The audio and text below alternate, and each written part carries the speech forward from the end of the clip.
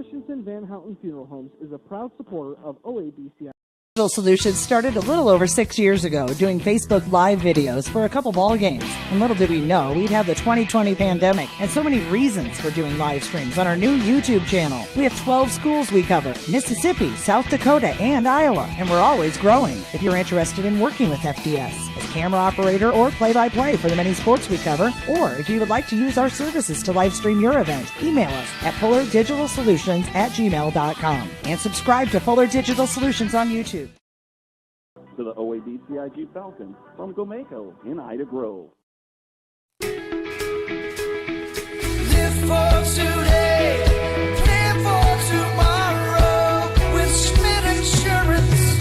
As an independent agent, I work for you, helping you find the right coverage with the best companies at extremely competitive rates. I'm Jared with Schmidt Insurance in downtown Battle Creek. I offer a complete lineup of insurance products including home, auto, farm, commercial, as well as life and retirement. For a no-obligation quote, call me at 365-2535. That's 365-2535.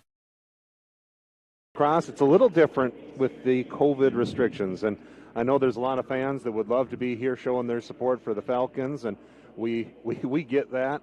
We're just glad we're able to play these games. We talked a little bit about it yesterday, but, you know, I want to thank the Iowa Association for the high school athletics.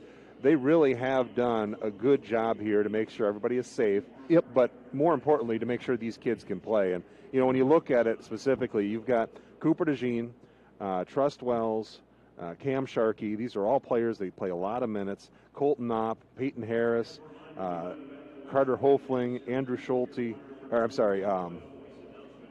Zach Dunker, Alex Clark, Gio Ehrig, and Caden Wareham. These are all seniors that if we weren't playing right now, they wouldn't have a chance to be here. They wouldn't have a chance to get back next year. So I look at those seniors and I think, man, I'm just glad we get to play this game. I'm glad you get to listen to it. I know you'd rather be here for a lot of people, but I'm glad we're able to provide the service, and these kids are able to get this moment for a chance to shine. At least get that opportunity, get out on the field, fight for that state championship. That is very important. But like you said, you know, here at the Unidome, you know, we're looking across and we can see, you know, a few parents from OABCIG, can see a few parents from Van Meter. Looks like about the same size of crowds as each student was only issued, I believe it was two passes per student. So, you know, parents probably coming to watch these games, but, you know, they've got everything spaced out here at the Unidome. It's done in a safe way. And, you know, there's been some folks that, you know, say, you know, the Unidome's big, you know, open it up. But, you know, it's I think it's the right choice. Better safe than sorry. And once again, you know, just grateful for this opportunity to be able to contend for this 1A state championship. So go through a couple of terms that you're going to hear come out of my mouth a couple of times tonight. So if you hear trips right, twins left, that's just wide receivers. Since all the Falcons are going to do is run 5 wide, rather than say he's got 3 receivers to the right or he's got 2 receivers to the left, you're going to hear me say things like trips right, twins left, man in motion. When man is in motion, he's going from one side to the other, so normally that's going to go from the 3 to the 2, but we don't really get to that point because they run the plays so fast. By the time he's in motion, they're snapping the ball and it's going off. So we try to get you a visual picture of what it is. The one area where the Falcons actually struggle, and my normal color guy when we're doing Fuller Digital Solutions is Dan Dotzer. I want to give a big thank you to him for all the work he did this year. We would have had him here, but with the rules, we can only bring so many people for our broadcast booth. But one of the things we always talk about, this is a team that wants to work fast, so they get up by a lot of points. And most teams, when they get up by a lot of points, they want to slow down and kill the clock. Run the ball. They just can't do it. It's not in their DNA. You want to take that game clock and that play clock all the way down to 5-6 seconds. And all year long this year, all year long last year on their way to the 2A title, I don't think they've had maybe 4 snaps that got below 10 seconds on the play clock. And they've been ahead by a lot of points. They've been trying to kill clock a lot of time. It's not in their DNA. They don't huddle. They just get out there. The play gets called in from the sideline, and they go. And that's, like you said, you know, if you're trying to, you know, kill the game clock, like last week against the Cobras in that semifinal game, you know, the Cobras were playing from behind. They're the ones running the football, and the OABCIG Falcons are playing with the lead, and they're the ones throwing the football, which normally it's completely the other way around. But they're throwing 87-yard touchdown passes. Yeah. And 40-yard touchdown passes. Yeah, and I think, that last one, I think was it a 95 or 96? That's right, that's what it was. Cooper was in his own end zone, and I kind of started to laugh when the ball was in the air because I knew exactly what was going to happen. Easton Harms was going to be wide open. Cooper threw the ball in his own end zone, hit Easton in stride at the 45-yard line, and there was nobody that was going to catch Easton Harms.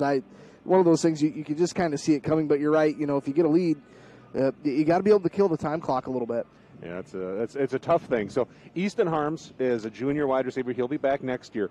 For the most part, the rest of the targets on the offensive side are going to be your seniors. So we'll run through the starting lineups here real quick with 11:23 before kickoff. Well, starting with the defense for Van Meter, they are going to start Lincoln Olson at defensive end. He's number 55. Max Gilliland is defensive lineman, as is Ethan Fisher. On the other defensive end is Casey Trudeau. Then at the linebackers, they start 4 linebackers. I don't think that'll be something they can maintain. They'll probably have to bring in a couple more defensive backs. But Carter Derflinger is a linebacker, as is Calvin Seek, Corbin Bark, and Ben Gilliland. On the defensive backs, they only go with 3, Chris Schreck, Alex Jones, and Gannon Archer. They're going to go against the offense for the Falcons, and that is Cooper DeJean, senior quarterback, 6'2", 205. Griffin Dearson at running back, 6 foot, 210 pound sophomore. Senior wide receiver Cam Sharkey, 6'4", 169. Easton Harms, junior wide receiver, 6'1", 182. Colton Knopp, senior wide receiver, 5'11", 148.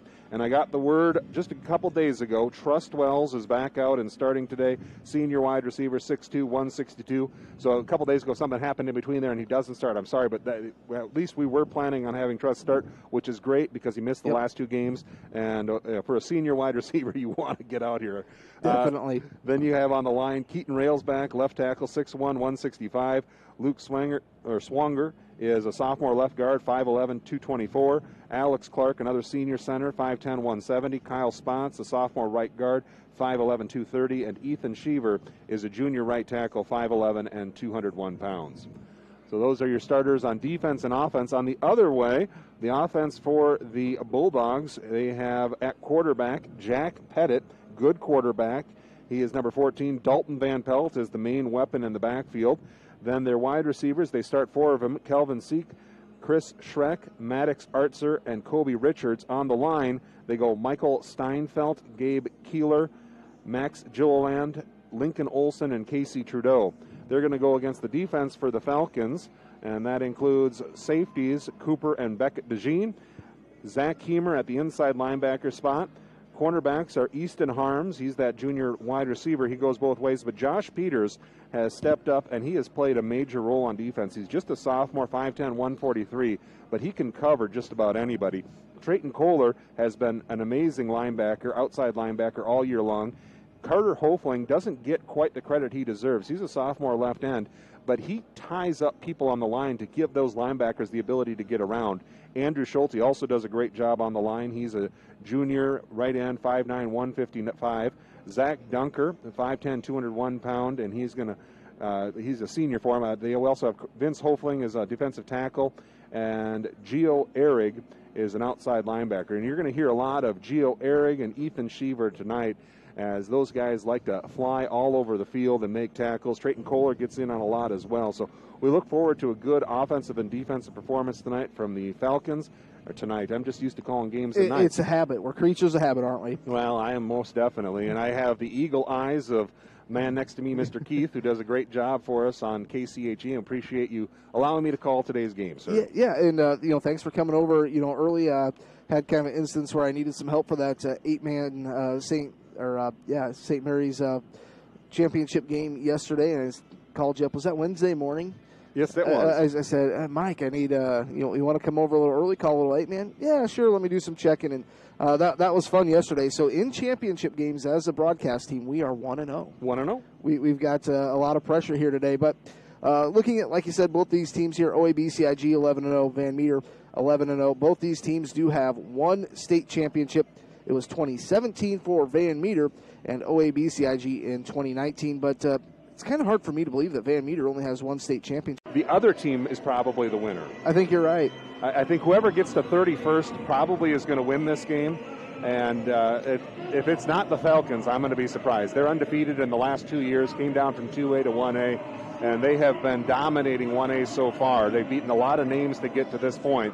I would expect that they're going to be up and ready to play. Now, interesting, Van Meter came down. They were staying at a really nice hotel last night. Yes. Sometimes you stay at those really nice hotels like KCHE has provided for us.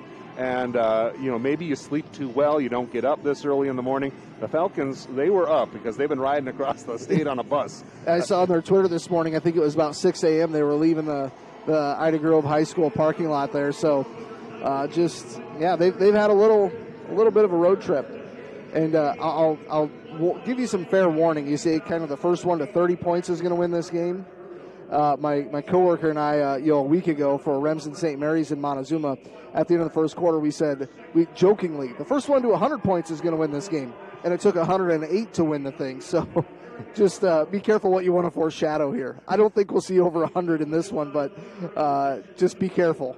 108 to 94, and then the very next week they come out and pitch a shutout. Yeah, it was 48-0. They took it to their opponents yesterday for that Class 8 player state championship. That was Fremont Mills of Tabor. The shutout there. But we're just about 5 minutes away here from the opening kickoff. They're going to do a pregame here from, I believe, Farm Bureau, and I think should we maybe take a timeout before we get to the opening kickoff here? Do you think? Well, we can do that, sir. Yeah. We'll do maybe a 3-minute timeout, depending how long the national anthem is. We'll have the opening kickoff between the OABCIG Falcons and Van Meter coming up next here on Classic Hits, KCHE, and Fuller Digital Solutions. Starting an account of your own can be a challenging task. That's why I went to North Star Community Credit Union. They help make my finances easier to handle by offering me the services and products I need at a price that will fit my budget. They've got it all: savings, checking, ATM or debit card, loans, direct deposit, free online and mobile banking, e-statements, bill pay, and much more to suit my busy lifestyle. See for yourself why so many people like me have made North Star Community Credit Union their one-stop financial institution. Visit their offices in Cherokee, Ida Grove, or Sheldon to start an account today. Federally insured by NCUA, you've got a strong credit union behind you. Start to finish, every play.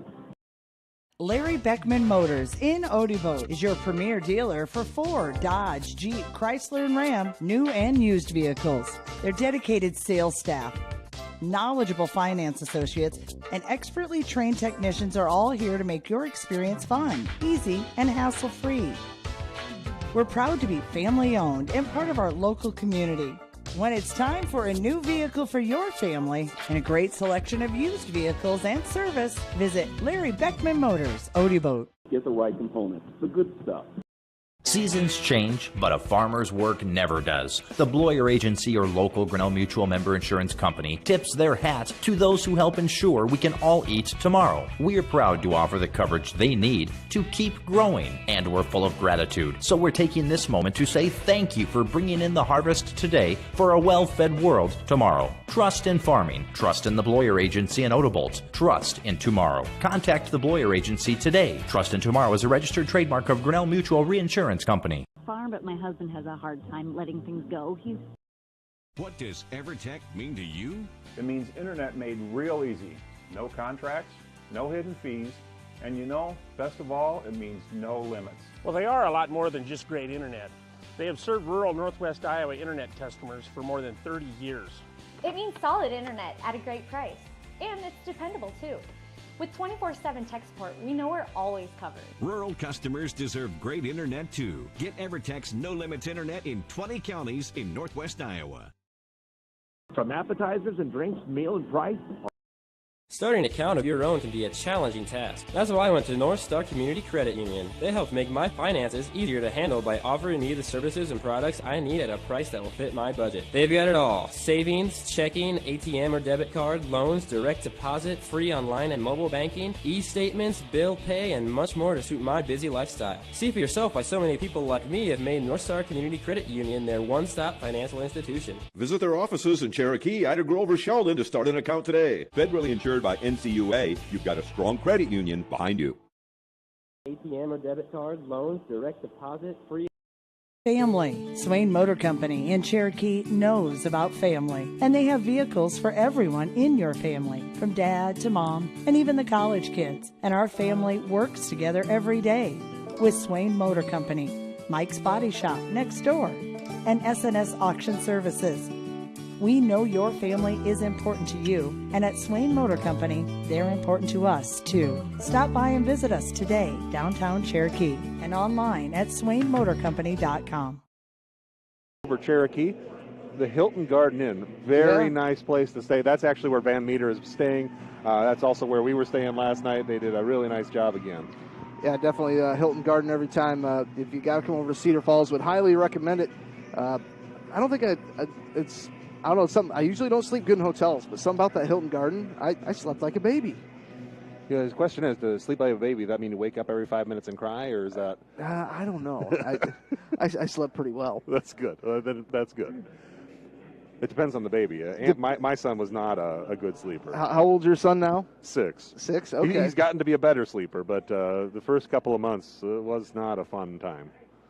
My wife was not... She was not awake for many parts of the day. You just sleep when you can. So I took my headset off here to hear, who won the toss. But I'm not 100% sure. I'm assuming. Well, we'll see him come out. We'll know which way it's going to go. We got 16 seconds until kickoff. Final thoughts, Mr. Keith Crane. What are you thinking we're going to see today? I think OABCIG. I think the Falcons. I'm excited to watch Cooper DeJean. Every time he walks on the football field, it's kind of like the old saying, like with the game of baseball. That's why I love baseball. Every time you do a game, you see something different. Every time you watch Cooper DeJean play football, he does something that makes you just say, wow.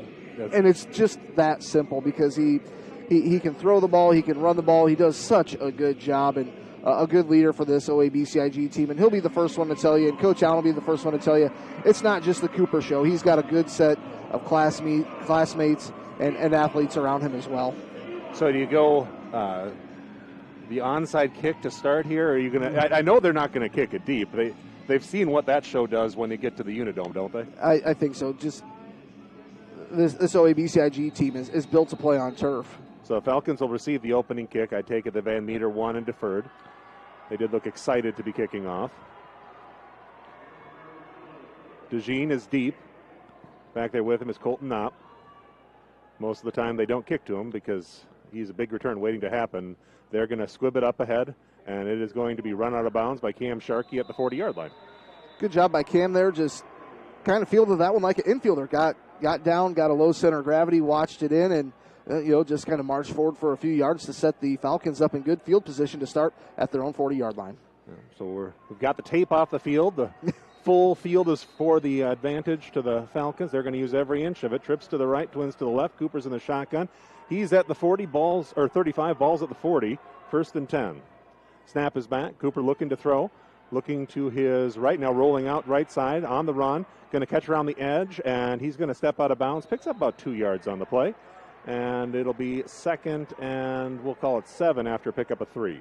Yeah, that was senior Calvin Sheik that pushed him out of bounds. He's a 6'1", 200-pound senior.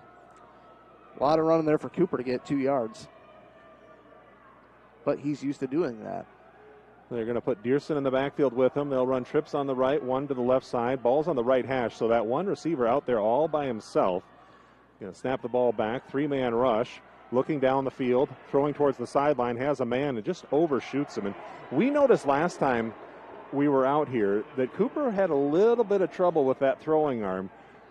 We saw that there was a little bit of an injury that was reported in the paper. We don't know what it was, but he's out here playing, and that's a good sign. It'll bring up a 3rd down and 8 here as they have it marked right at the 42.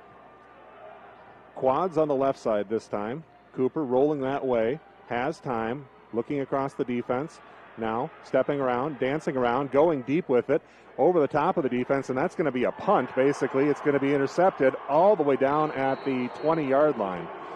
So this kind of a heave down the field, didn't have a lot going on, and Van Meter stopped to start things out. First interception of the game will go against the Falcons. I think that's Chris Sheik on the interception there. But, yeah, Cooper was trying to do everything he could. Pocket, he was getting out of the pocket, saw a little pressure, and thought thought, you know what, somebody might be open down there. It's just as good as a punt, so it puts them back at their own 21-yard line. Come out with the offense for Van Meter. They're going to line up 2 tight ends, wide set, 1 receiver right and left, handoff up the middle, and Van Pelt is going to pick up about 6 yards on the opening carry, bring up a 2nd and 4. So the Falcon offense is stopped on their first series with an interception. Defense comes out. DeJean on the stop.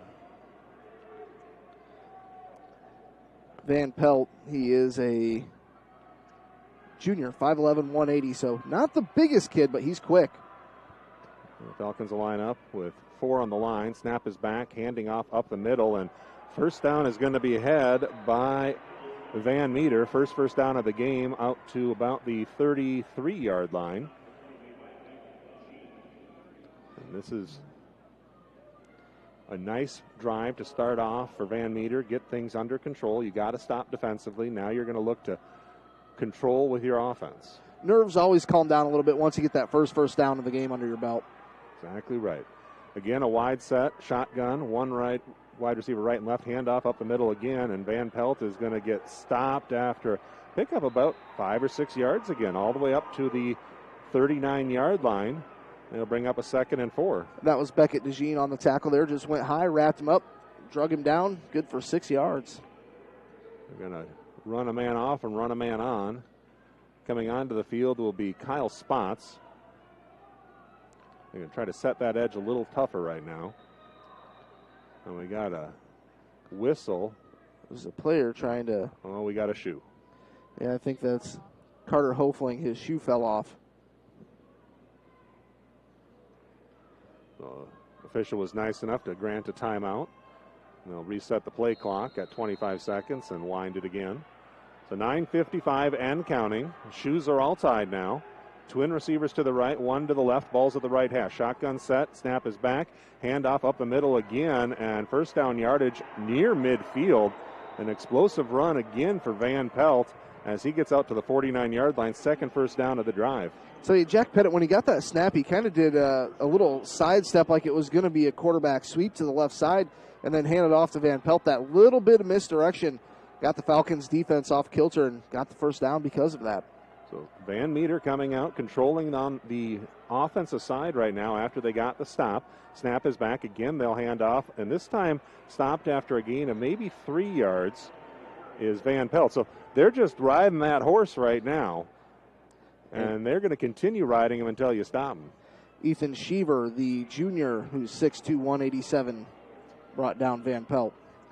New personnel coming in. Gannon Archer checks in for the Van Meter Bulldogs. So Van Pelt lined up next to Pettit. 1 receiver right and left. Big formation on the line. That means they got twin tight ends. They're going to run up the middle again and tackled right away. Good tackle, number 80. That is Ehrig. Gio Ehrig stops him after a gain of 2 yards, and I'll bring up a 3rd and 4 here. Be interesting to see what Van Meter does here. They are a running football team. You're across midfield. I would think maybe if you can pick up at least half this, you could be looking at 4-down territory. I think you are 4-down territory. I think you're right. Because they're probably going to run the ball here. They might even take a shot deep. And they almost got the Falcons to jump and did. They did. Gio jumped. That's going to be a first down to the 40-yard line of the Falcons. So Van Meter controlling the ball. Another first down. That's the 3rd of the drive. Still have yet to attempt a pass. First penalty of the game will go against the Falcons. So the first interception went against the Falcons. First penalty went against the Falcons. Not the way you want to start here at the Unidome. They'll go twin receivers out to the right, 1 to the left. Pettit in the shotgun. Van Pelt next to him. Snap is back. They're going to hand off. No, he's going to keep it around the edge. And holding on was Kohler. Hold on to that bus right there. Yeah, that was Trayton Kohler. If he didn't stop him, there wasn't anybody else on that side. No, he had that jersey. It was just, how strong is your grip? Because he had 4 fingers and a thumb holding on to him. That's all he had, and it was just enough to bring him down. Now you get him in a 2nd down and 10. This is a good position for the Falcon defense here. Receiver right and left, wide formation, 2 tight ends, 1 on either side. Snap back to Pettit. He's going to run right side, and he's going to get past. And is there a horse collar tackle? Yes, there is. I kind of saw that coming in. So that's going to be 15 yards on top of it. He just grabbed it and yanked it down. That was an unfortunate play there for the Falcons, and that's going to be a first down for Van Meter. I think that might be on Ethan Sheaver.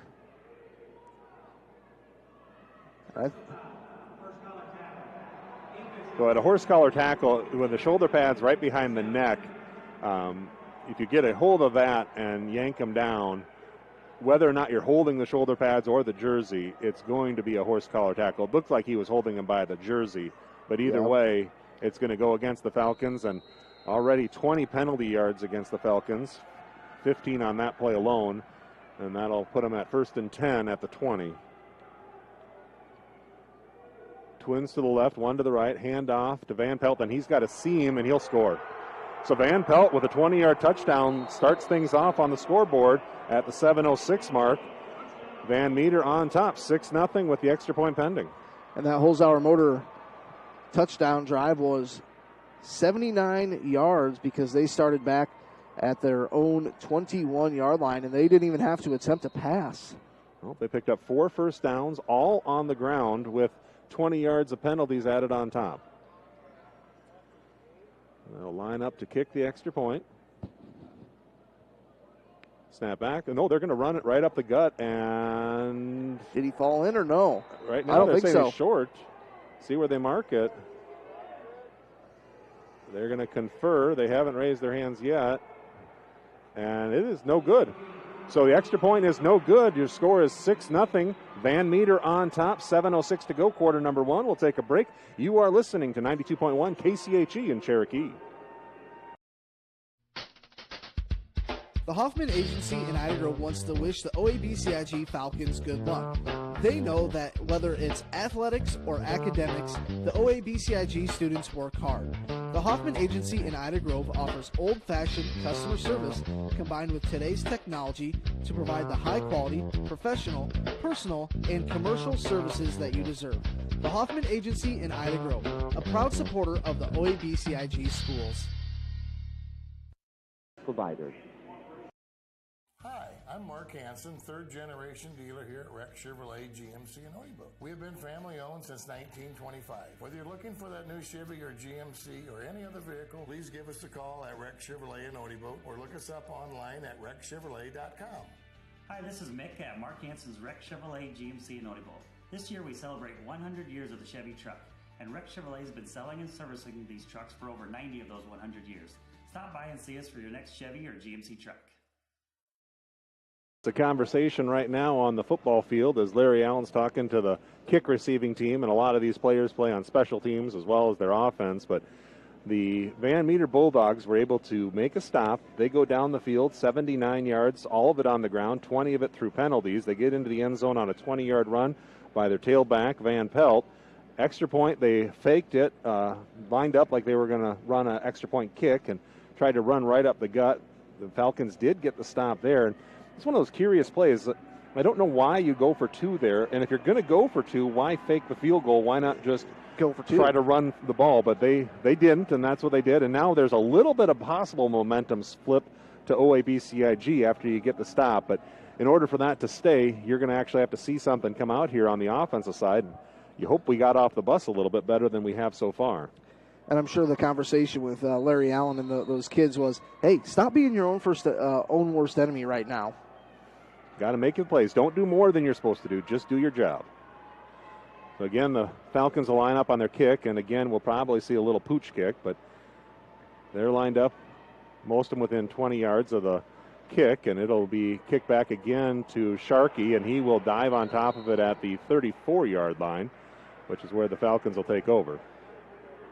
So, yeah, if you're the OABCIG Falcons, you want to come out here, just get a first down, I think, this time, and work from there. Like I was saying earlier, once you get that first down, you feel a lot better about your confidence in your offense and can really get things moving at that point. So important for the Falcons to answer right back here. They will be doing what they normally do. Trips to the left, 1 to the right. Cooper's in the shotgun. Snap is back, and they're actually going to hand it off to Dearson, and he's going to get stuffed right at the 35-yard line. So pickup of about 1 yard on the play. Nice defensive stop there by Van Meter. That was Calvin Seek on the tackle. Kind of thought that might be what they were doing when they lined up Dearson in the backfield, but they'll go away from the run again. Trips to the right, Twins to the left. The only one running will be DeJean on this play as the snap is back and Cooper's looking to throw. He's going to pull it down, trying to get outside. Working it over the top of the defense, has a man, and it is dropped by Sharkey. Just overthrew him, tried to bring it in with one hand on the sideline and couldn't pull it in. So now 2nd and 9 becomes 3rd and 9, and that Falcon offense is just sputtering a little bit right now, trying to get a little traction here. Need those offensive linemen to get Cooper a little bit more time. You know, he's good out of the pocket, but the longer he can stay in the pocket, the more he can make his reads. Again, they'll go quads right, balls on the right hash, one receiver to the left, and he's all by himself over there. Snap is back. Plenty of time this time. Over the top of the defense, has his man caught at the 38-yard line. And a huge play there for the Falcons as they get their first down and first completion.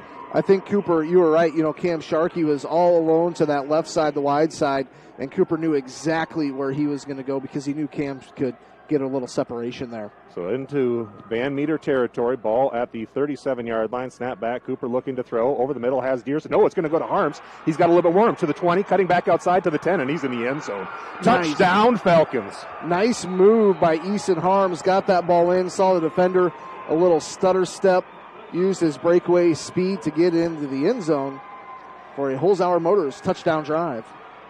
So Harms got the ball on a crossing route. I thought he was throwing to Dearson, and Dearson kind of went for it there and didn't go to him. It was to Harms, and he made a nice cut, kind of faked up and then up and around into the corner of the end zone for the touchdown. So the answer comes at the 6:04 mark. Snap back, low snap. Cooper's got it on the ground, looking to roll, has a man back to the end zone, over the top of the defense, and it is going to go through the hands there. It was kind of a rally play, the low snap. They weren't going to get the kick off, and he was trying to hit number 6, Zach Heemer, out of the backfield. And we are tied at 6 at 6:04 to go, and that was a drive of 66 yards. We'll be back here in 1 minute. You're listening to Fuller Digital Solutions and Classic Hits, KCHE.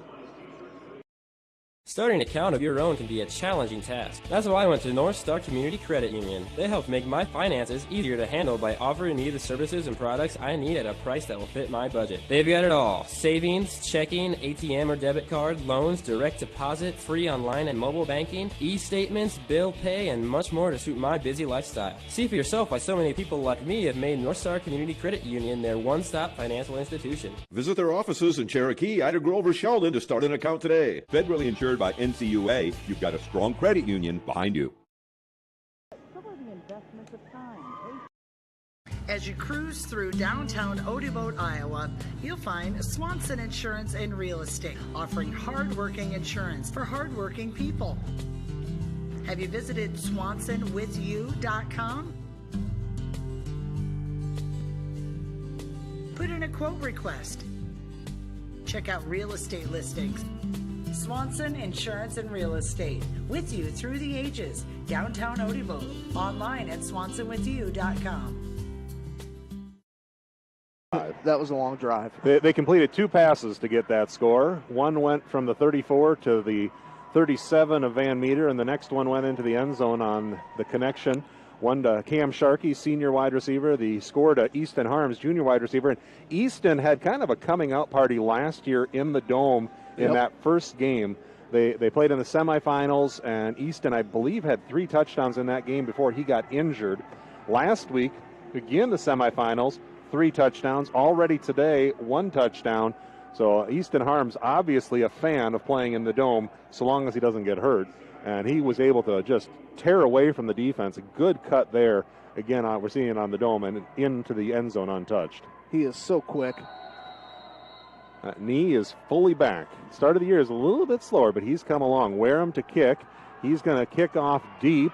It is going to get fielded at the goal line, and they are going to let him come out. And good stop by the Falcons. So ever since that extra point was no good, the Falcons have a little bit more posture, a little bit more aggressiveness, we'll see how the defense handles this Van Meter run game now. I was really surprised they let Van Pelt bring that out. I thought if you had even a foot or anything on the goal line of your own goal line to bring that ball out, I thought they would whistle that dead, but he had a whole foot on that goal line. Maybe he was on his toes and the heel wasn't touching. We are all the way up here in the upper deck. I still trust your eyes better than mine. One receiver right and left, shotgun, big formation, tight ends on either side as well. Snap is back, Van Pelt up the middle, and he is going to get stuffed after a gain of 3 yards to the 21. Started with it at the 18, ball now at the 21-yard line. And I think that Falcon defense is waking up a little bit. Yeah, Zach Heemer did a really good job coming in from that linebacker position, getting right at the line of scrimmage and riding him down, holding that gain to only 3 yards. Van Meter, they had the answer last time, marching all the way down the field, 79 yards, trying to redo that with an 82-yard drive here. Trips to the left, one to the right, snap is back, Van Meter up the middle, Van Pelt, and it is going to be stuffed after a gain. They're going to give him 3. I thought it was closer to 2, but they will mark it at 3 and bring up a 3rd and 4 here. I believe on the tackle there, that was Kyle Spots, the sophomore that is getting a little more time here today. I wouldn't be surprised if Van Meter goes with a hard count here, Mike, because the last 2 times they've rushed up to the ball and snapped it right away. Now you're looking at 3rd and 4. They already got him once on that. Watch for that hard count, Falcons. Well, let's see what they do. Coming out, this would also be a good spot to try to play action pass, but we'll see where they're lined up big. Trips to the left. I just have this feeling play action pass is coming. And they are going to call a timeout and think about it. And that's a good thing for the Falcons because that means you get to hear more from our sponsors, and that's what we want. We want you to shop with our sponsors. 4:46 to play. Falcons and Van Meter Bulldogs all tied up 6-6, quarter 1. We'll be back in a moment.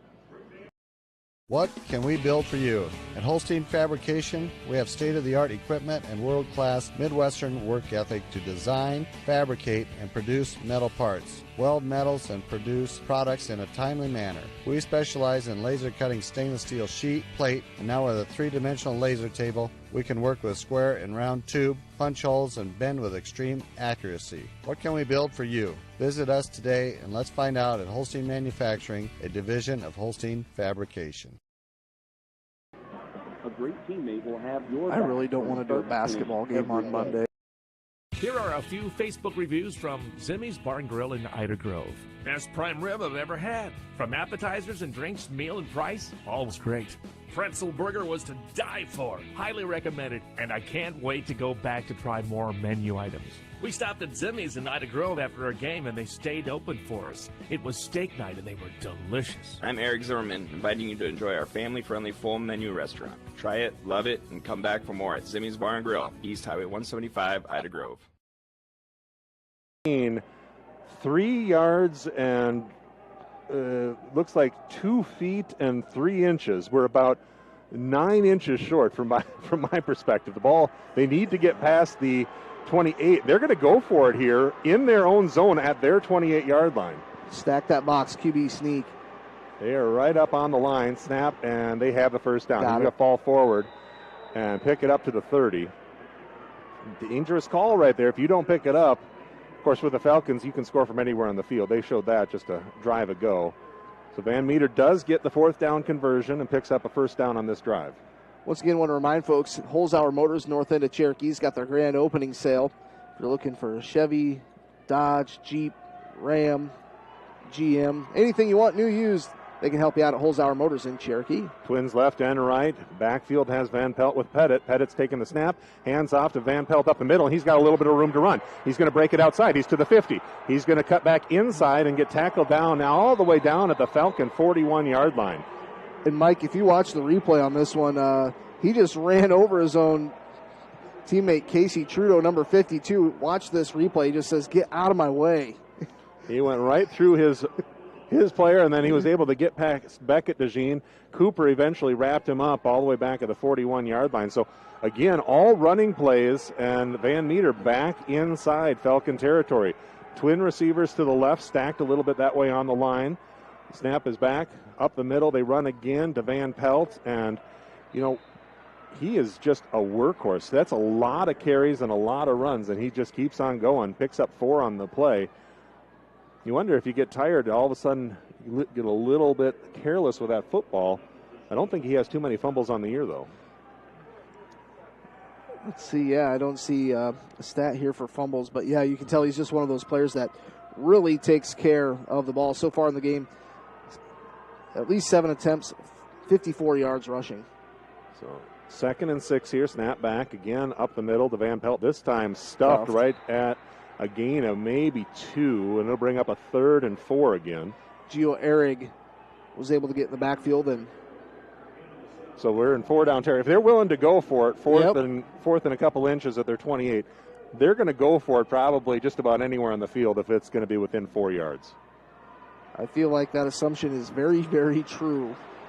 1 right, 1 left, twin tight ends in, wide formation, shotgun set for Pettit.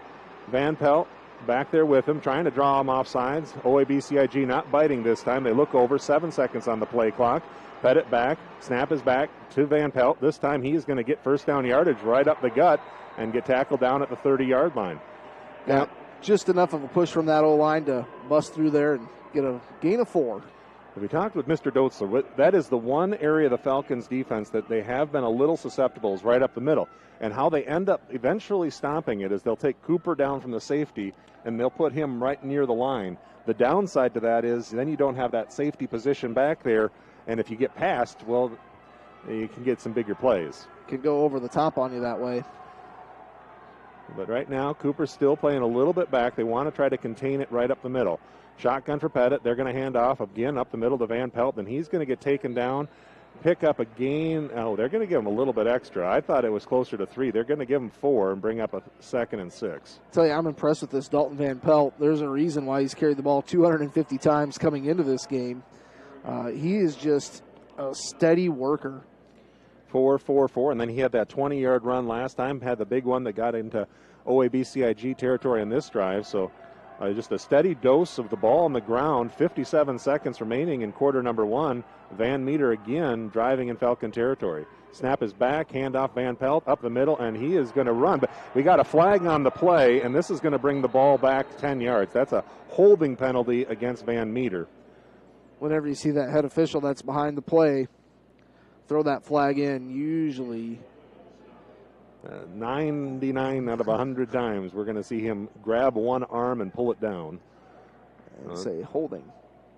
Yes, it will. So that's going to move him back 10 yards, and that might change things up a bit. We'll see what they do. Instead of a first down, it'll now be 2nd and 14. And like we said in the pregame, you know, our whole Zauer Motors keys to the game, get them behind the sticks because, you know, even if you get to 3rd and 12 here or something, that's going to make this Van Meter team a little bit uncomfortable. They haven't attempted a pass today. So they're going to run trip wide receivers out to the right, 1 to the left. Watch for the pass here. Pettit's in the backfield, shotgun. Van Pelt's with him. Now they run a man in motion to the left side. Snap back. Again, they'll run to Van Pelt up the middle, and he'll get back about 4 of it. It was 2nd and 16. Now going to bring up a 3rd and 11. So now is where you really wonder if they're going to attempt their first pass, or are they going to be content, you know, trying to get, you know, 3rd and 5, 3rd and 4, and go for it on 4th. I think they're content to just let this go to the quarter with a tie score, and that's what's going to happen, folks. It's 6-6, end of 1. Falcons and Bulldogs are tied up. We'll be back in 1 minute. A big thank you to our postseason sponsor for Fuller Digital Solutions, North Star Community Credit Union, our pregame show sponsor, Gordon's Body Shop, and United Bank of Iowa, our scoreboard sponsor, and all those listening on 92.1 KCHE in Cherokee.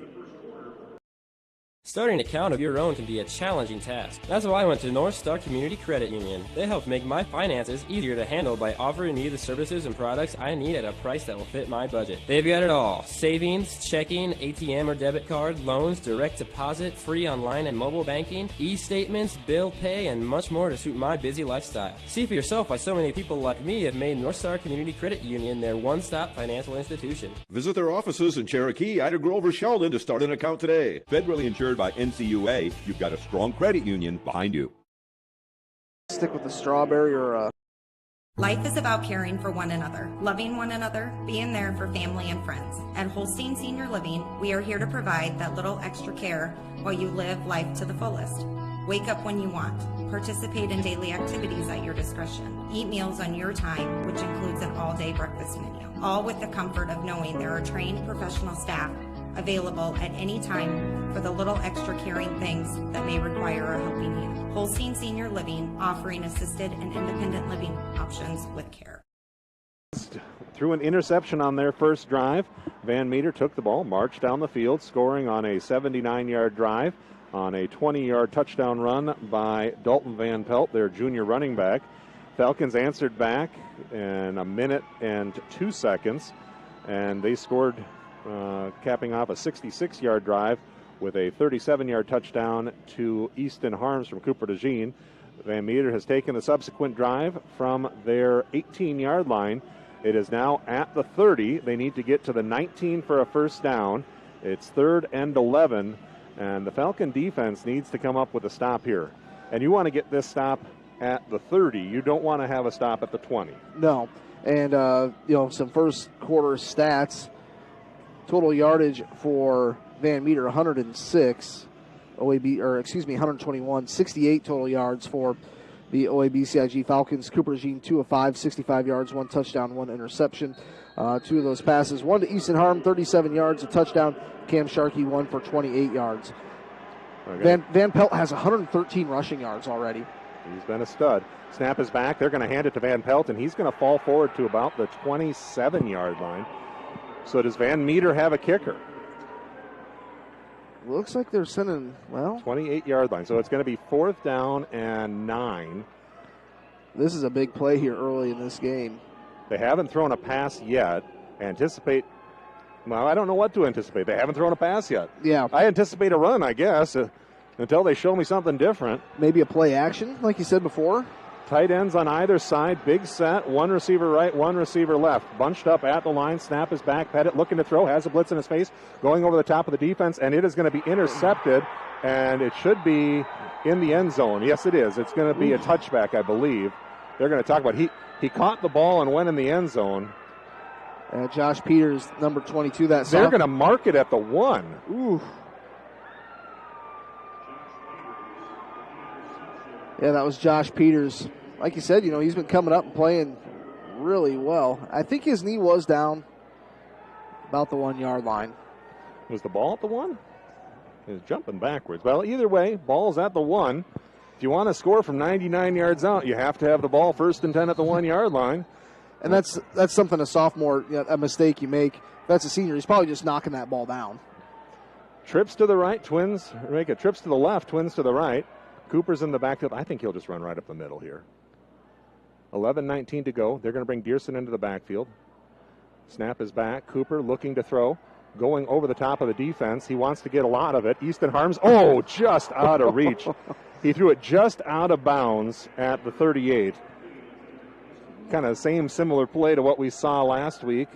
Trying to get Easton Harms on the go route.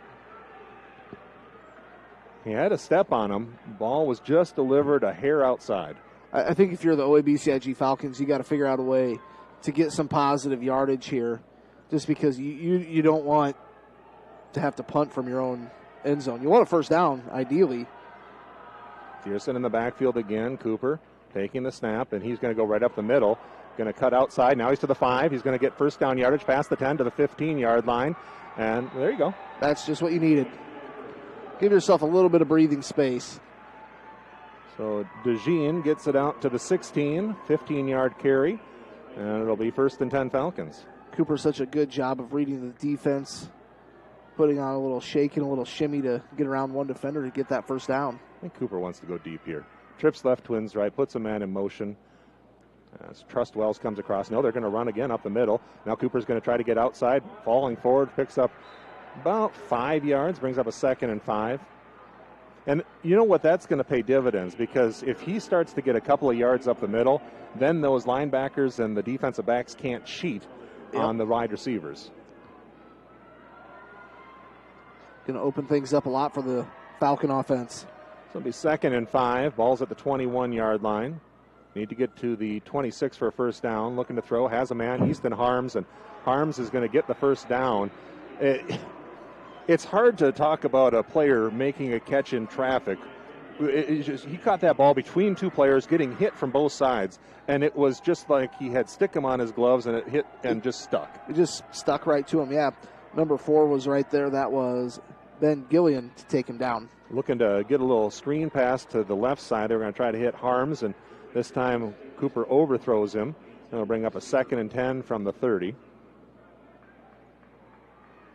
I like to do those little bubble screens. They are actually running it on either side there, and Cooper had his choice. Just put a little bit too much air on it. We'll go trips to the right side, Twins on the left, ball's at the 30. 10:09 to go first half. We're tied at 6. Falcons with the football. DeJean dropping back. Now he's going to run outside. He's got a hold of him. He's looking down the field, has a man. It is caught at the 45, and the flag was thrown.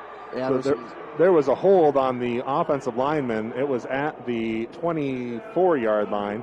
That is going to move the ball back to the 14-yard line. And that was a very obvious hold. That hold was called on Ethan Sheaver. I don't know if he got his hands stuck on him or what. Yeah, he couldn't shake him. Much like Easton Arms, maybe he had to stick him. That was holding on to that football. The stick that was holding on to the jersey. They were only going to mark it at the 20. That is a generous spot. Normally that's a spot foul, and they'll take that. So trips to the left, Twins to the right. It is 2nd and 20. Ball's at the 20. Snap back. Little pressure on the outside. Cooper looking to run. Wants to get outside. He's going to get just 1 or 2 yards. Now falling forward for 4 yards. Smart enough just to, he's not going to break away from that defender, but just knowing how to fall and get a couple extra yards. They're going to mark him back. I thought he got out to the 24, and that official said no, the 23. So it'll be 3rd and 17 here. 9:26 to go. Both teams have been stopped one time. Falcons looking to pick up a long 3rd down. Trips to the right, snap is back, blitz on. Cooper throwing out to the right side, has a man. Now it's blocked well, up the middle, and they're going to get a lot of it here, but not quite all of it. They're going to get out to the 34, needed to get to the 40. We got a 4th and 6. That was Trust Wells on the reception there. So they're going to put out the punt team. And Cooper does kind of have the... He has the green light. He made a fake punt last year in the championship game. Yep. Against Walk-On in 2A. Picked up about 40 yards on the play, as I recall, maybe 30. He's got a lot of space over here. Lined up deep is Cooper DeJean. He's the punter for the Falcons. Snap is back. Low snap. Cooper's going to hold on to it. He's just going to kick it. It's going to bounce at the 30 to the 25, and it will be fielded. And again, I think they could have let that roll a little further, but either way, it'll be 1st and 10 Van Meter at the 23-yard line. We have a TV timeout. We're tied 6-6, 8:26 to go here in the second quarter. We'll be back in 60 seconds on Fuller Digital Solutions and Classic Hits, KCHE.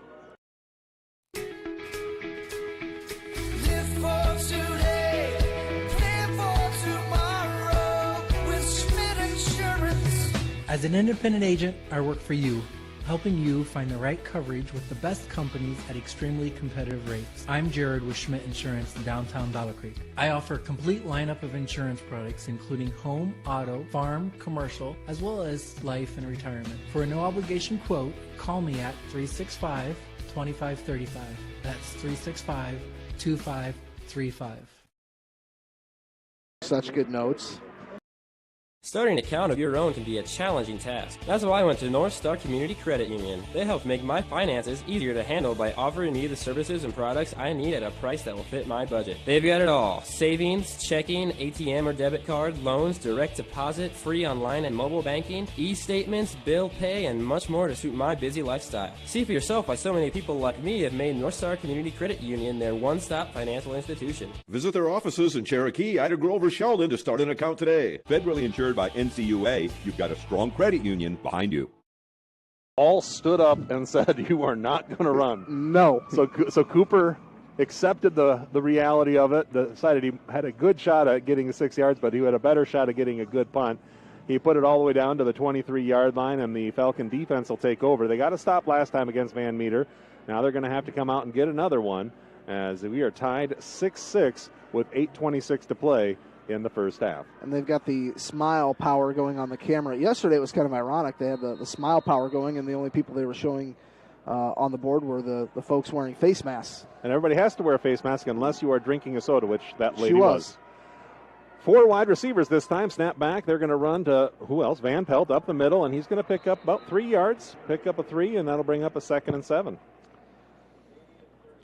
You know, he may run for 200 yards today, and it's going to be in 3s and 4s. Yeah, he's over 100 yards. There's not enough Red Bull in the world to get me to do that. I don't know how he keeps on getting back up.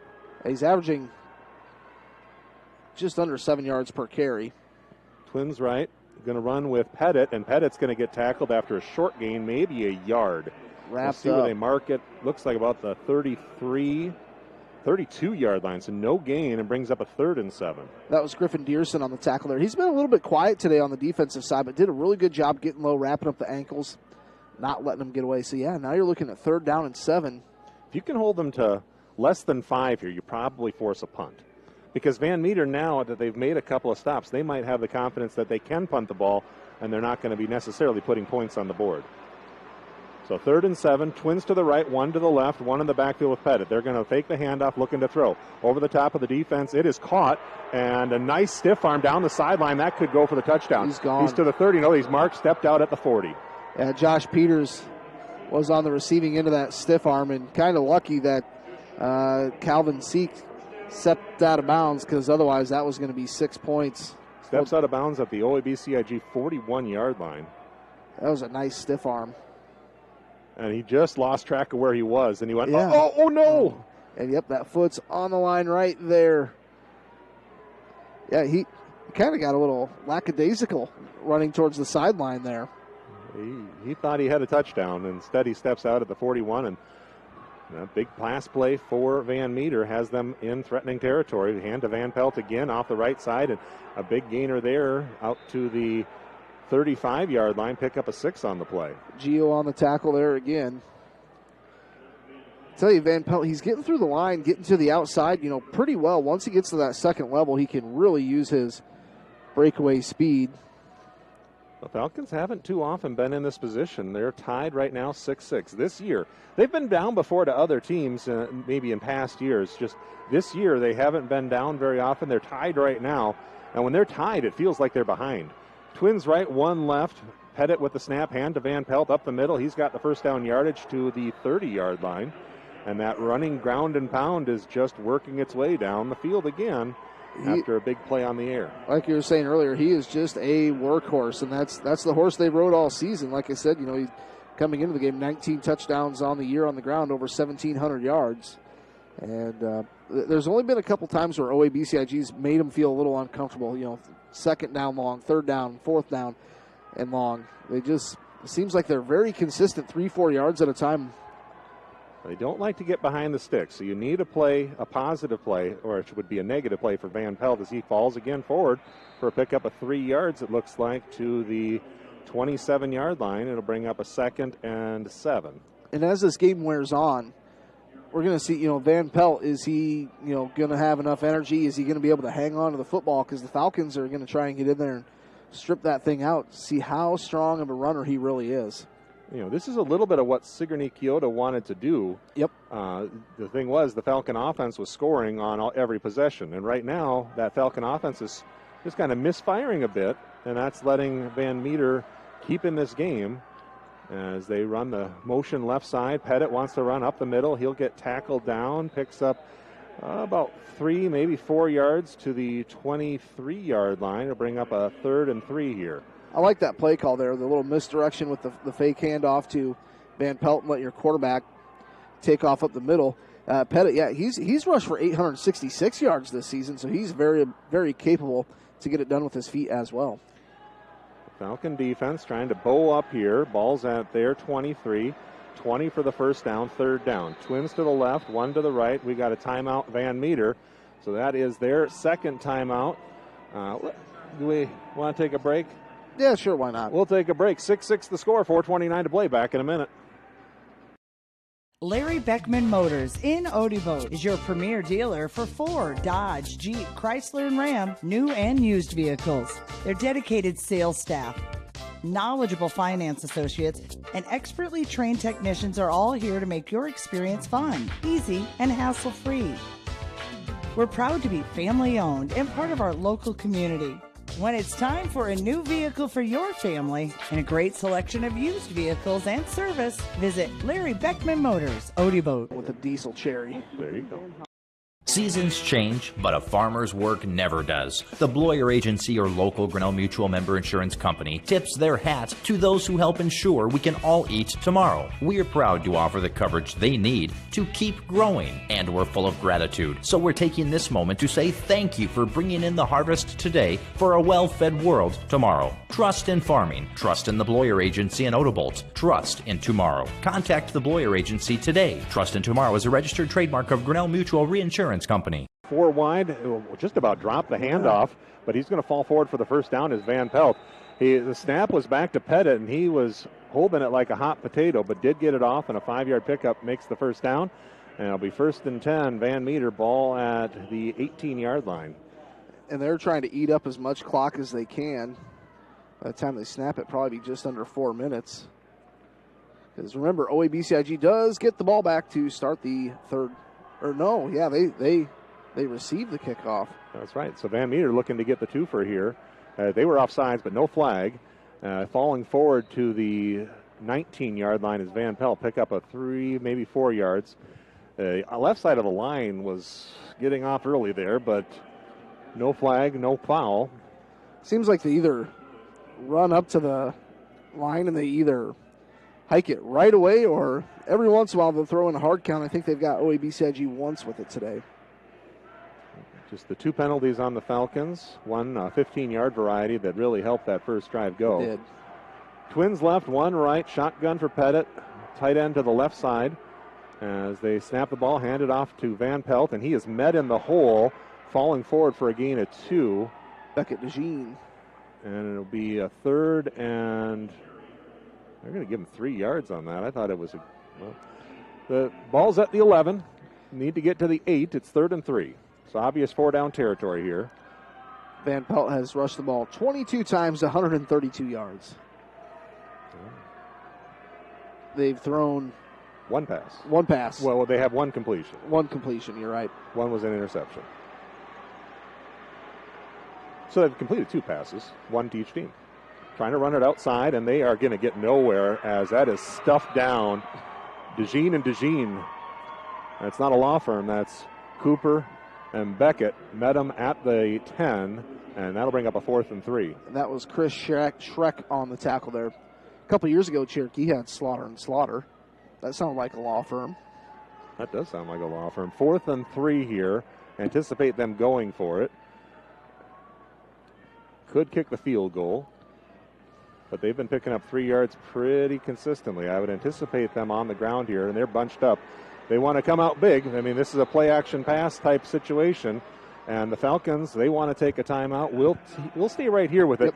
What this is going to be, they want to go over. They saw them come out in their big set, so I think Travis Chizik is going to say, hey, guys, this is what we anticipate them doing here. Let's make sure we're all going to play our gaps and our responsibilities and really play within ourselves. And last week, Coach Chizik there made some really good adjustments at halftime, was able to kind of regroup everybody because, to start with Sigourney Kyoto last week, was able to run the ball and move the ball on this Falcon defense. But, coming out of halftime, they made some really good adjustments, and hopefully he'll be able to do that again here this week. If they have a kicker, and I don't know if Van Meter does have a kicker or not because he hasn't kicked off yet. He's just done some squib kicks. But if they have a kicker, if they'd have kicked it last time and they would have, again, this opportunity to kick it again, they'd have 6 points. And sometimes you look at it, you think, well, I want to be aggressive. But if your defense is playing well, take points when you have them. Yep. Now, they might pick this up and they might get in the end zone. That's just been my philosophy. If you have points that you can put on the board, a lot of times there's a temptation to get more, but sometimes just put up points when you can. They're going to go for it. And they are going to go a little bit wider set this time. They got receivers right and left, tight end on either side of the line as they snap the ball back, looking to throw. Out to the right side, on the ground, looking into the corner of the end zone, caught for the touchdown, I believe. Yes, it is. Beautiful pass there and catch as number 7, I believe, hauled it in. I think that's Kelvin Seek. Yeah. Gannon Archer. Was it Gannon Archer? Yeah. So a big play there into the end zone, scoring on a 11-yard touchdown pass. That is Gannon's 7th touchdown reception of the season. So they will line up to kick the extra point now, ahead 12-6. Falcons trailing. Snap back, spot down kick is up, and it is good. So what do I know? I guess you don't kick the field goal. You throw it in the end zone, you catch a break, and it goes for 7. And the lead now is Bulldogs 13, Falcons 6. We'll be back in a moment. You are listening to 92.1 KCHE in Cherokee. What does EverTech mean to you? It means internet made real easy. No contracts, no hidden fees, and you know, best of all, it means no limits. Well, they are a lot more than just great internet. They have served rural Northwest Iowa internet customers for more than 30 years. It means solid internet at a great price. And it's dependable too. With 24/7 tech support, we know we're always covered. Rural customers deserve great internet too. Get EverTech's no limits internet in 20 counties in Northwest Iowa. Does this have time of possession? Starting an account of your own can be a challenging task. That's why I went to North Star Community Credit Union. They help make my finances easier to handle by offering me the services and products I need at a price that will fit my budget. They've got it all. Savings, checking, ATM or debit card, loans, direct deposit, free online and mobile banking, e-statements, bill pay, and much more to suit my busy lifestyle. See for yourself why so many people like me have made North Star Community Credit Union their one-stop financial institution. Visit their offices in Cherokee, Ida Grove, or Sheldon to start an account today. Federally insured by NCUA, you've got a strong credit union behind you. 13-6 with 2:02 to go in the half. They've been down 7-0 at times, and I think there was one time they were down 13-7. But that is few and far between in the last couple of years that they have been trailing, and they're going to have to come out here and play some football, get themselves back in this game with 2:02 to go. It's plenty of time for their offense to score points. They showed that earlier when they had a 1:04 drive. It's going to be a short kickoff again. We don't anticipate Colton Knopp or Cooper DeJean going to have any chance to return kicks at all today. They're actually going to run Knopp up a little bit, and Cooper's set up at about the 15-yard line.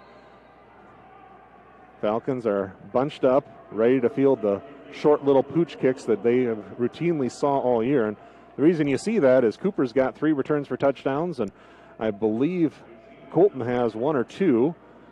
So you don't do what hurts you. And they're just going to punch it again, and Sharkey's going to pick it up again, and he's going to get to the 40 and fall forward to the 44.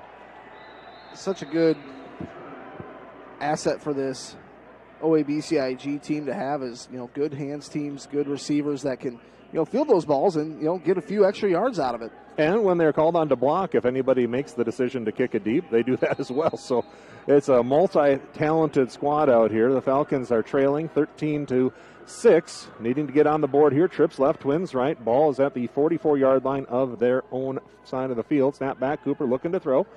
Has a pressure on both sides, now running out to his right. Over the top of the defense has Dearson at the 40. A lot of room to run to the 30. He's to the 20.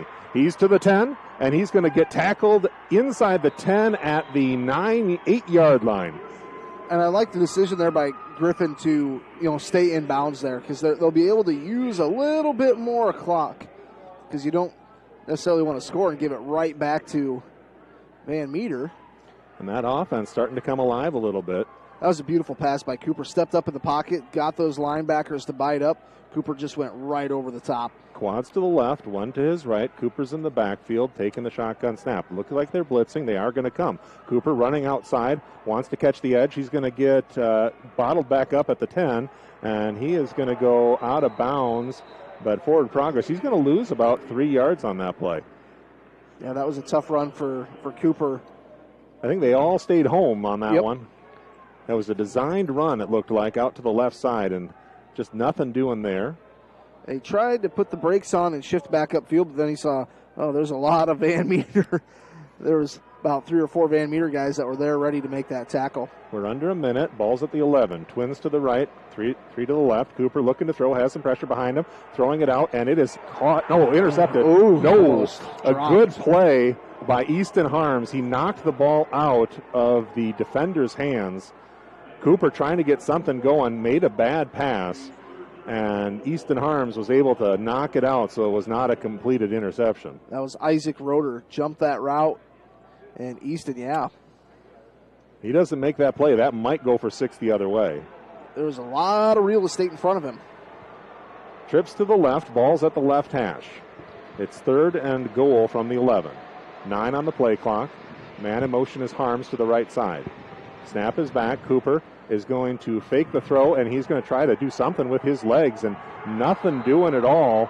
The defense coming to play from the 9. They are now back at the 13-yard line, and it'll be 4th and goal, and they are going to take the 3 points.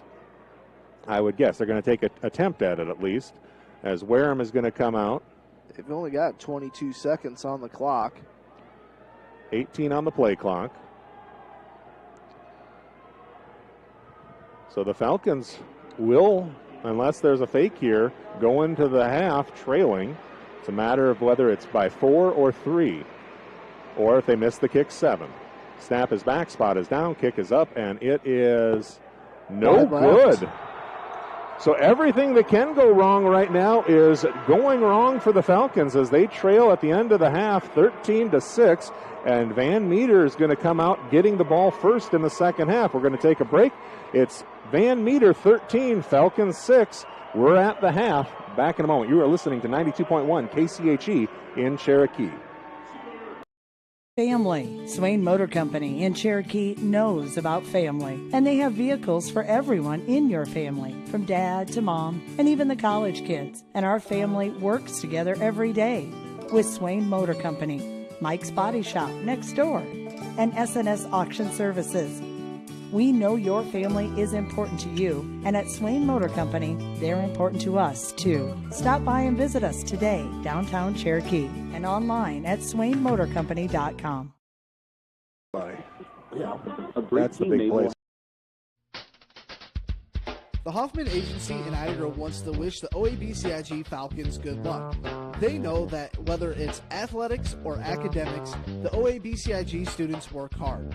The Hoffman Agency in Ida Grove offers old-fashioned customer service combined with today's technology to provide the high-quality, professional, personal, and commercial services that you deserve. The Hoffman Agency in Ida Grove, a proud supporter of the OABCIG schools.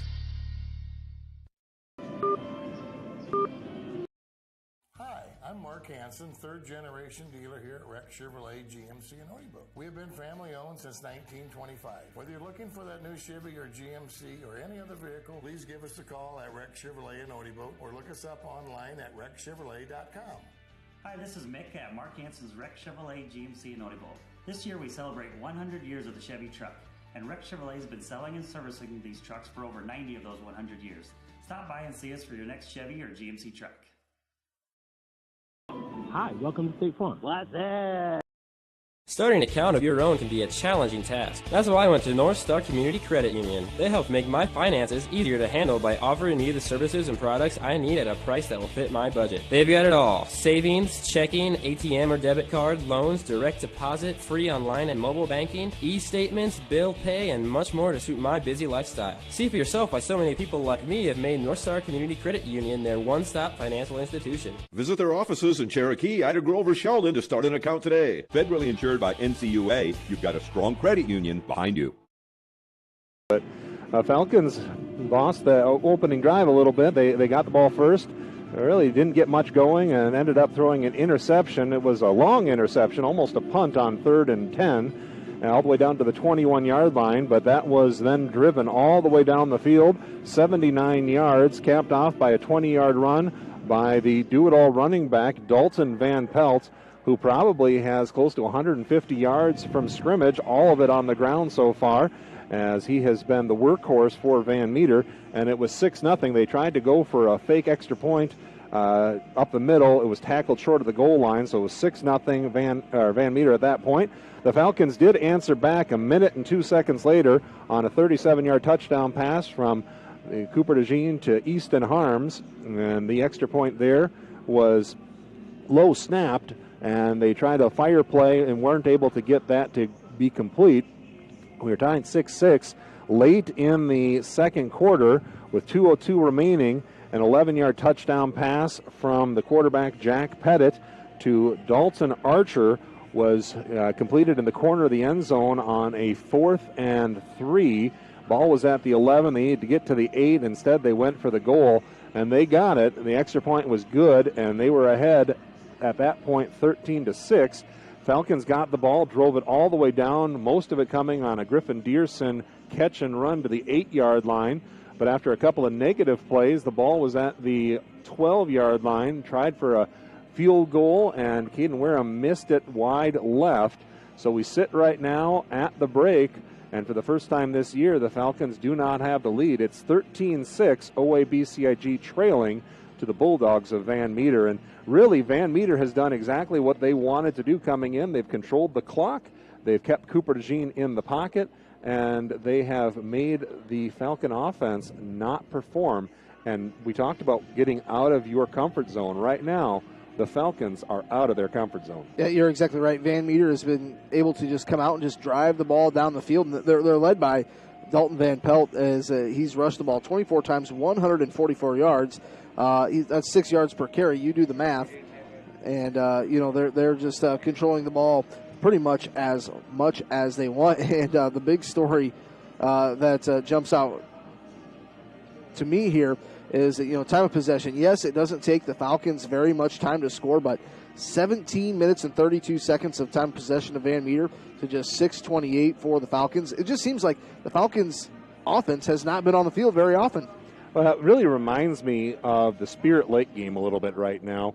And Hannah, don't throw the camera into the stands this time. But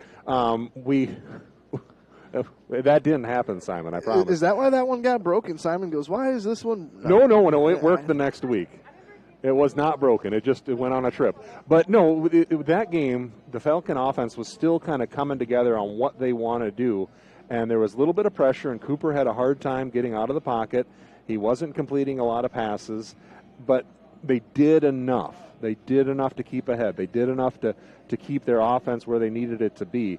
Right now, the Falcons aren't doing enough, and they are trailing at the half. If you're Van Meter, you come out and you're just saying, let's just keep doing exactly what we're doing. The Falcons are going to need to come up with a solution. Yeah, they just need to keep riding Dalton Van Pelt. Like I said, 144 yards of rushing. Jack Pettit, he's thrown the ball 3 times. One was a touchdown, one a completion, one an interception. And on the other side, Cooper DeJean, he's rushed the ball 6 times, 25 yards. He's completed 5 passes for 133 yards and 1 touchdown. And I just keep saying it, the offense just hasn't been on the field very much. And I think we're going to see, what this OABCIG coaching staff is made of. Because, last week against Sigourney Keota, they were able to make those halftime adjustments and come back out and, slow down that run. So if the Falcons can do that again, get the Bulldogs behind the sticks a little bit, make them uncomfortable, get your offense back out on the field, and it's only a matter of time before this Falcons offense gets going and you get some points on the board. Well, and the thing of it is, and this is a weird aspect, but for the most part, when you come into a game at the high school level, there are very few teams that have an aura or a mystique that come about them. One of those teams, especially when you're playing in Western Iowa, would be like a Harlan. Yep. There's a mystique when they come on the field that for some reason, whatever it may be, whatever their record is, they're going to be a hard team to put away. And the Falcons, after what they did last year at the 2A level, especially the way they've kind of run through the field to this point, there is a mystique out there. And we mentioned Van Meter was in the hotel with us, and we actually were riding in the elevator with a couple of the kids from there, and we mentioned Cooper DeJean and good luck tackling him, and they were real confident about their plan coming in. Now, the problem with that theory is it's only good until bad things start happening. Yep. You can have confidence until you start having those issues that arise, and right now they've made the plays to keep that contained, but 1 or 2 plays go the other way. They haven't made a mistake yet. Yep. They have. I think they have one penalty. That put them behind the ball. They had to punt on that one. So they made 1 penalty for 10 yards is what my recollection is. They have no turnovers, and they haven't dropped the ball. So there isn't anything that you look at and go, this is a mistake they made. If they can play a clean game, they're going to have a chance at this one. I definitely agree with you, and I want to mention a big thank you to Zimmy's for sponsoring our halftime here of the Class 1A championship. So make sure you stop into Zimmy's in Ida Grove. They've got some really great food down there. But you're exactly right. If the Falcons can come out and, maybe Dalton Van Pelt, maybe he's getting a little bit tired. Maybe he's going to put the ball on the turf. It's only going to take a little bit of momentum to go OABCIG's way, and you can kind of see OABCIG, really taking advantage of that. But have you ever had a pie at Zimmy's? I've never had a pie at Zimmy's. You got to have some pie from Zimmy's. It's very good, is what I understand, and Okay. I've had a couple of them there. So if you're a pie guy, especially if you're just having maybe a lunch or something. Yeah. Because sometimes you can start with dessert. I don't always recommend having an appetizer. Just maybe start with a little dessert because it comes right away. They don't have to cook it. Okay, yeah, you're right. So what kind of pie did you have while you were there? Well, I generally will go with like a cold pie if I have to. Okay. You can have like a lemon meringue or you can have like a French silk, but I'm not one for apple pie or pecan pie. Now, my dad was a pecan pie guy. I was going to ask, have you seen, there's people that put cheese on apple pie. Yes, that's very popular. I don't get that. Well, as a person who worked at the equivalent of a Perkins for a long time, I can tell you that it's not 50%, but probably 30% of people want a slice of cheese, and they want American cheese only. They don't want fancy cheese. They want a Kraft single microwaved on top of their pie. I don't get it. I don't think there's nothing part of me that says, what would make that apple pie a little bit better? Cheese. I don't get it, but hey, to each their own. Is not cheese American. We think about American as apple pie. There's nothing more American than cheese. So we got 2:52 to go. We'll take a break. We got the halftime show right now brought to you by Zimmy's. Falcons are trailing 13-6 to the Bulldogs of Van Meter. Falcons coming out, trying to get warmed up. They need to get that offense started, but the defense is going to take over because they'll be kicking off when we come back. You are listening to 92.1 KCHE in Cherokee. A big thank you to our Fuller Digital Solutions OABCIG sponsors, Schmidt Insurance, Holstein Senior Living, Zimmy's, Swanson Insurance, Holstein Manufacturing, the Hoffman Agency, Rex Chevrolet, Evertech, Beckman Motors, the Bloyer Agency, and Swain Motor Company. Also want to thank Gordon's Body Shop, our pregame sponsor, and United Bank of Iowa, our scoreboard sponsor, and a big thank you as well to our playoff sponsor, North Star Community Credit Union. They made all the video possible. Why don't we have video? We know a couple of people have logged on and said, why don't we have video? Because the Iowa Athletic Association has sold those rights to the Iowa High School Sports Network. So nobody can do video in the Unidome except for the Iowa High School Sports Network. If we could, we would, but we cannot, so we will not. We can suggest that you watch their video, put them on mute, and listen to us. Well, there's nothing wrong with that. Nothing wrong with that. And if you're already listening to us, then you're halfway home, and that's really the important half. We'll send it back to the studios. You are listening to 92.1 KCHE and on YouTube at Fuller Digital Solutions. Make sure you subscribe to that channel. Back to the studios. As you cruise through downtown Odeboat, Iowa, you'll find Swanson Insurance and Real Estate, offering hardworking insurance for hardworking people. Have you visited SwansonWithYou.com? Put in a quote request. Check out real estate listings. Swanson Insurance and Real Estate, with you through the ages. Downtown Odeboat, online at SwansonWithYou.com. Community Credit Union. It helps make my... What can we build for you?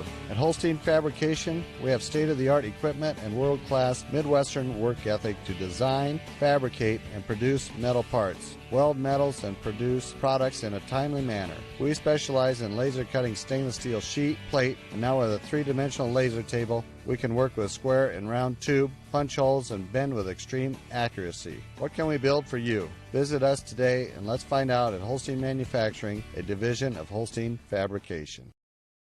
15 seconds to go on our halftime. It is Falcons 6, Bulldogs of Van Meter 13. The Van Meter Bulldogs will get, I think they're going to put 3 more minutes on the clock here. See what they do. No, they didn't. They went to the 12. So no, now they went to the 3. So we got 12 and 3 and 15 and 3 minutes left on our halftime. So one of the things we talked about being out of character. For the Falcons. Obviously, you're trailing. You haven't had that offensive explosion. Normally they're able to put up points in bunches.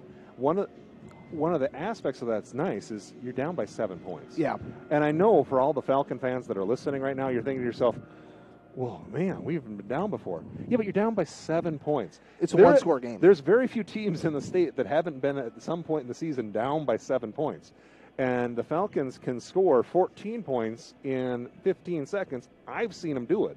So whether or not that happens today, we don't know. But I can guarantee you they got fired up at that halftime.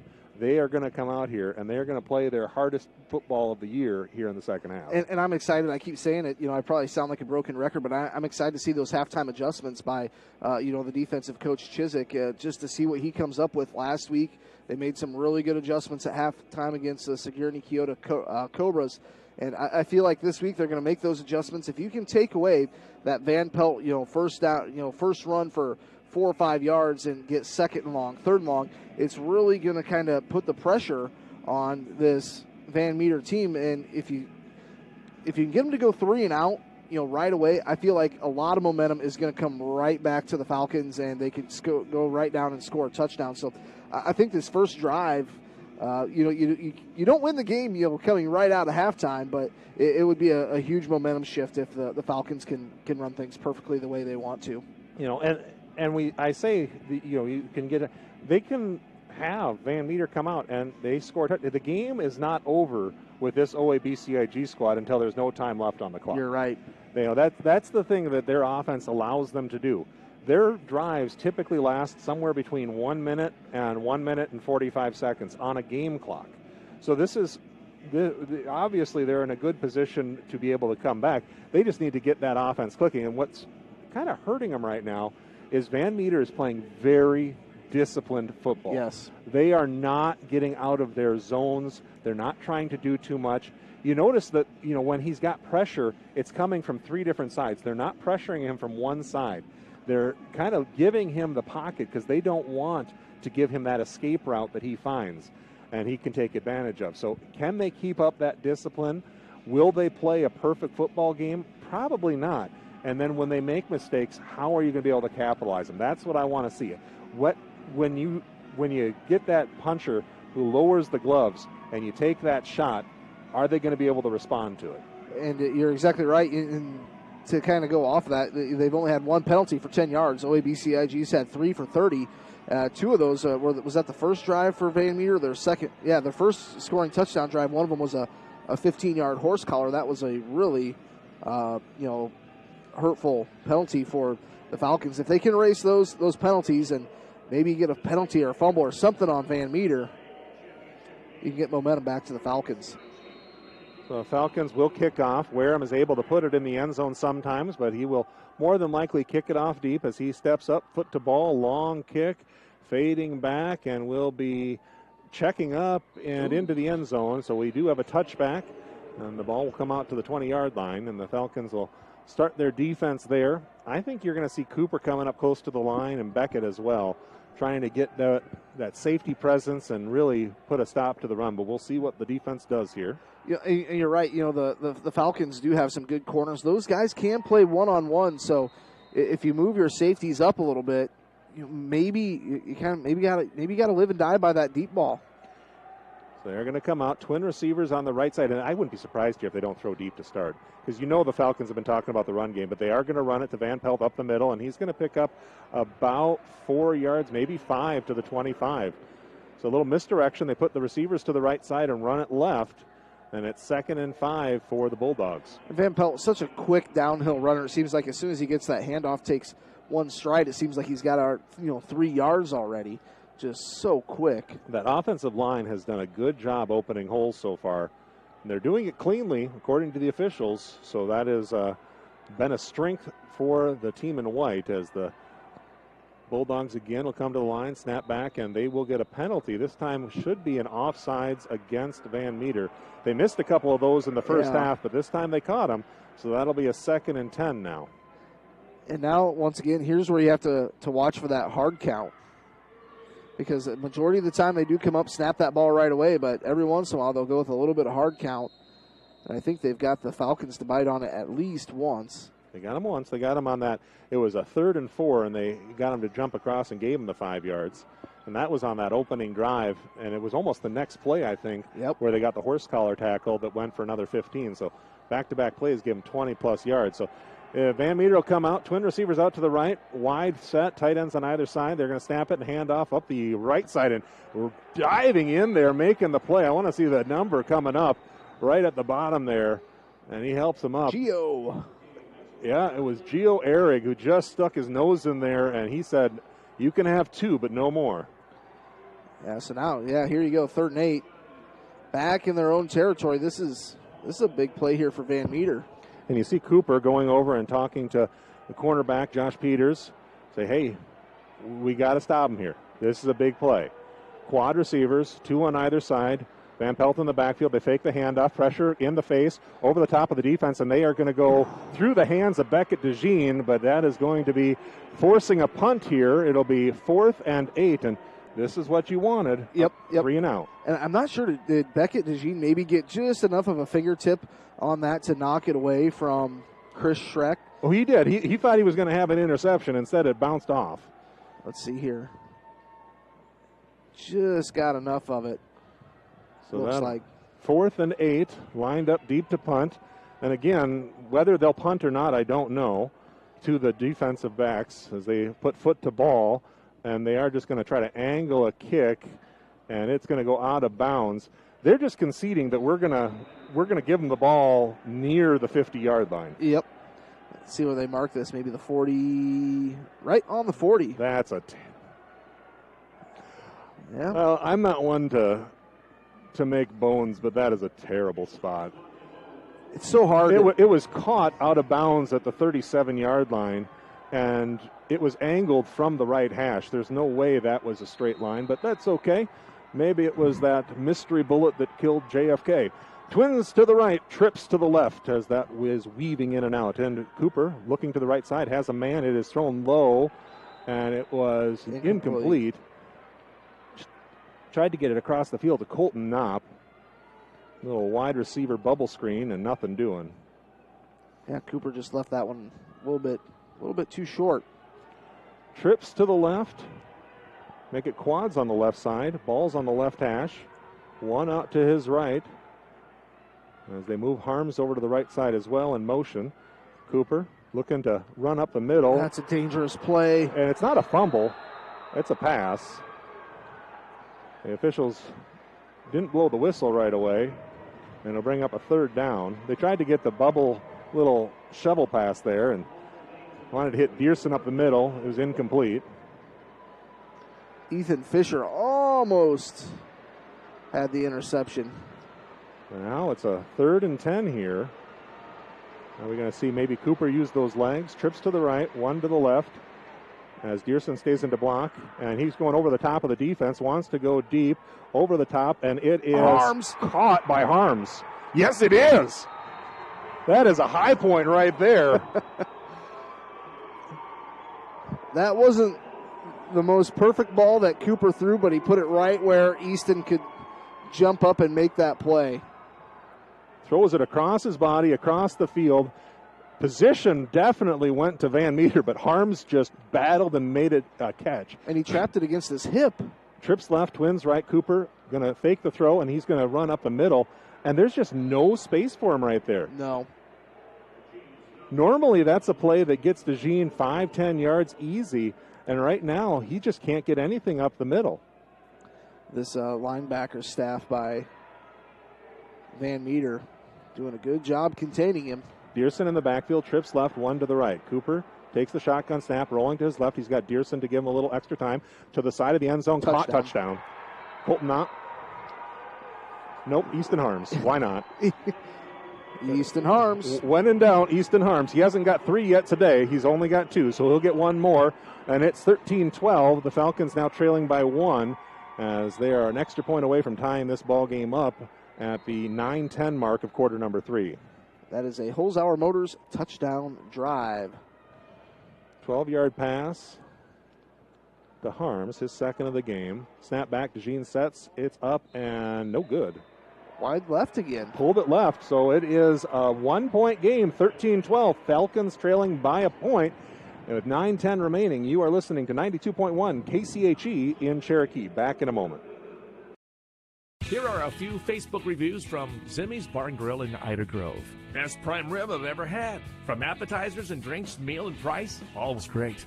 Pretzel burger was to die for. Highly recommended, and I can't wait to go back to try more menu items. We stopped at Zimmy's in Ida Grove after our game, and they stayed open for us. It was steak night, and they were delicious. I'm Eric Zimmerman, inviting you to enjoy our family-friendly full menu restaurant. Try it, love it, and come back for more at Zimmy's Bar and Grill, East Highway 175, Ida Grove. Christensen Van Houten Funeral Home. Starting an account of your own can be a challenging task. That's why I went to North Star Community Credit Union. They help make my finances easier to handle by offering me the services and products I need at a price that will fit my budget. They've got it all. Savings, checking, ATM or debit card, loans, direct deposit, free online and mobile banking, e-statements, bill pay, and much more to suit my busy lifestyle. See for yourself why so many people like me have made North Star Community Credit Union their one-stop financial institution. Visit their offices in Cherokee, Ida Grove, or Sheldon to start an account today. Federally insured by NCUA, you've got a strong credit union behind you. Point. First game, he missed an extra point, and then he had one blocked. And I believe at one point he did kick a field goal. I think it was about a 33-yard field goal. I mean, he's got a good leg. But so far, he's just been pulling them and just dead pulls to the left. He's had two really nice kickoffs right down near the goal line. One for the touchback, one that could have been a touchback but was fielded and taken out. So with 9:10 to go, the Falcons have got themselves down just a point. The defense came up big on the last series. You look for them to have what they need again here with 9:10 remaining in this third quarter. Yeah, hopefully the Falcons can keep Van Meter to another 3 and out and get the ball right back. Now they're still waiting for the TV timeout. It's always fun to call games here at the Unidome. Not many fans, as each player only got 2 tickets, but like we keep saying, just grateful to be able to finish out this season strong. They give the ball to Wareham, and he'll set it up on the tee. Tends to kick it off a little bit to the left when he's trying to put the most leg on it. This has been a little bit of a problem area for the Falcons at times, but they've done very well in the playoffs. Line drive kick is going to check up at the 20, fielded at the 10, and it's returned to the 25 and tackled down at the 29-yard line. Van Pelt. Van Pelt with the return, and 1st and 10, and they will mark it right at the 30. So see if the Falcons can keep that defense hanging tough. I think the officials have decided at most levels that if we can start the ball right on a line, it'll make our job easier. I think it will. I think that's how they have decided to do things. Twins out to the left, one to the right. Tight end on the left side, snap back. They're going to run that way. Van Pelt around the edge, and he is going to get out to the 34-yard line. They're going to give him the 35, and that'll be a gain of 5 on the first down. We'll bring up a 2nd and 5. Seemed like a little bit of a late whistle there. They had stopped forward progression, but Pelt must have been in the bottom of that Falcon pile pushing his legs. If you're Van Meter, I don't think you want that late a whistle. You want that whistle beforehand, but what you really don't want is them to fumble, and then all of a sudden they start blowing the whistle and say it was already blown. Twins left and right if you're a Falcons fan. Snap back, they're going to run to Pettit, and he is going to get stopped in the backfield and then tackled at the line of scrimmage as Kohler busted in and broke that play up, but Pettit got away, but he didn't get far as the Falcons rallied to the ball at the 35. Yeah, so here's another big 3rd down and 5 play. And you're right, Kohler got just enough of a hand on the jersey to allow his teammates to get there and finish him off. That's Gio Ehrig that came in there. And gave him the old dead leg there and spun him off, but Falcons need a stop here. Trips out to the left, one to the right, one in the backfield is Van Pelt. Pettit taking the shotgun snap, looking to throw. Wants to go on the right side, and that is going to be caught right at the first down marker. He's going to get 6, needed 5. That was a good play call there. Find number 26 for the Bulldogs. That is Kobe Richards, who made the reception right on the sideline. Looked like he was bobbling the ball as he went out of bounds, but the official said it was a catch. And it'll be 1st and 10 for Van Meter, their first down of this second half. 1-point lead for the Bulldogs. Receiver right and left, wide formation, twin tight ends, one on each side. Snap is back, and Pettit just wants to run right up the gut. He's got a seam. He's to the 40, getting chased back around, and he will break it out to the left side, all the way inside the 30 to the 23-yard line. And good job there by Josh Peters, not trying to bite on that fake move too early. And Pettit's banged up here. Pettit got tackled hard, and it looks like he is going to limp, and there's a Falcon, I believe, down as well. And who is down?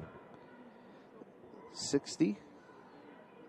That is Andrew Schulte. Andrew Schulte is down. Exactly what Hannah told me. She has all the numbers memorized. Well, as well she should. So he's back at the 45-yard line. Pettit kind of limping a little bit on that right leg. So he got a couple of injuries, but Pettit is just getting tended to while standing up. Schulte, on the other hand, is down at the 45. He'll get up. The reason we're not taking a break, we want to make sure we don't miss any plays here. Is looks like it's a little bit of a left leg. And he will get off the field on his own power. And it looks like Pettit, he's kind of touching that right knee. And yeah, he's rushed for over 800 yards this season. He hasn't really ran the ball very much this game here, so he might have been a bigger part of their second half game plan to say, hey, we got to utilize his speed as well.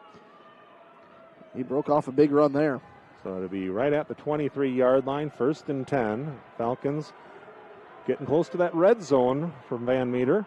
As the snap will go back to Pettit, they hand it off to Van Pelt, and that will pick up about 4, maybe 5 yards on the carry. They'll give it 5 plus. They're going to actually make it a 6-yard gain. Right out to the 18-yard line. Death taxes and Van Pelt running for 5 on first down. That seems like they're inevitable. About right. We need a little Falcon turnover right here. Yeah. Let's find a way to smell that ball. One receiver right and left, tight ends on either side. They're going to run over to the left side, and it is going to be stuffed and just eaten up as Pettit tried to jump, and a couple of Falcons decided, no, that's not going to work. But he does pick up 3 on the play, and it'll bring 3rd and 2. Ethan Sheaver was on the tackle there for the Falcons. I'll tell you, that kid right there, they've got on the screen, number 79. He is a big kid for Van Meter. He's all of 3 bills, and he's holding it out there. They need to get a player off the field quick. They do. They come up in a big formation here. 3rd down, snap back. It's fumbled. It's on the ground. It's still on the ground, and they dive forward. And they're going to be short of the 1st down. It'll be 4th and 1. Pettit didn't receive the snap, and the ball is still at the 14-yard line. 4th and 1. So last time they were 4th and 1 from here. They went into the end zone and scored a touchdown on 4th down. When they were 4th and 1 last time, they ran right behind center. So we'll see what the goal is here. Anticipate the Falcons will all be bunched up in line. There was a lot of push on that play. They just didn't have the ball in the hands. As they line up under center, man in motion. Now they're going to change their formation up a bit. Now they're going to jump back into the shotgun. 4th and 1, 5:41 to play. Pettit trying to draw them off sides, and the Falcons aren't biting. Yeah, they just said, we're not going to hike the ball there no matter what. Just keep it here for this. Don't want to miss this 4th down play coming out of the...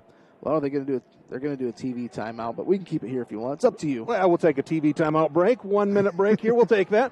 So the Falcons, 4th and 1, are going to try to stop Van Meter from getting into the end zone. We'll see what happens when we come back. You are listening to 92.1 KCHE and online at Fuller Digital Solutions on the YouTube channel.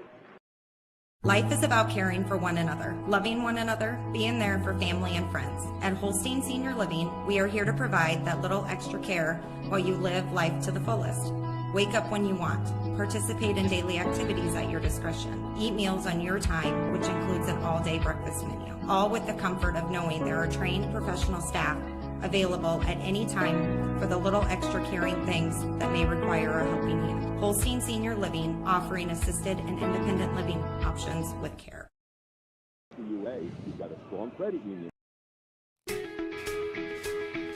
Live for today, plan for tomorrow with Schmidt Insurance.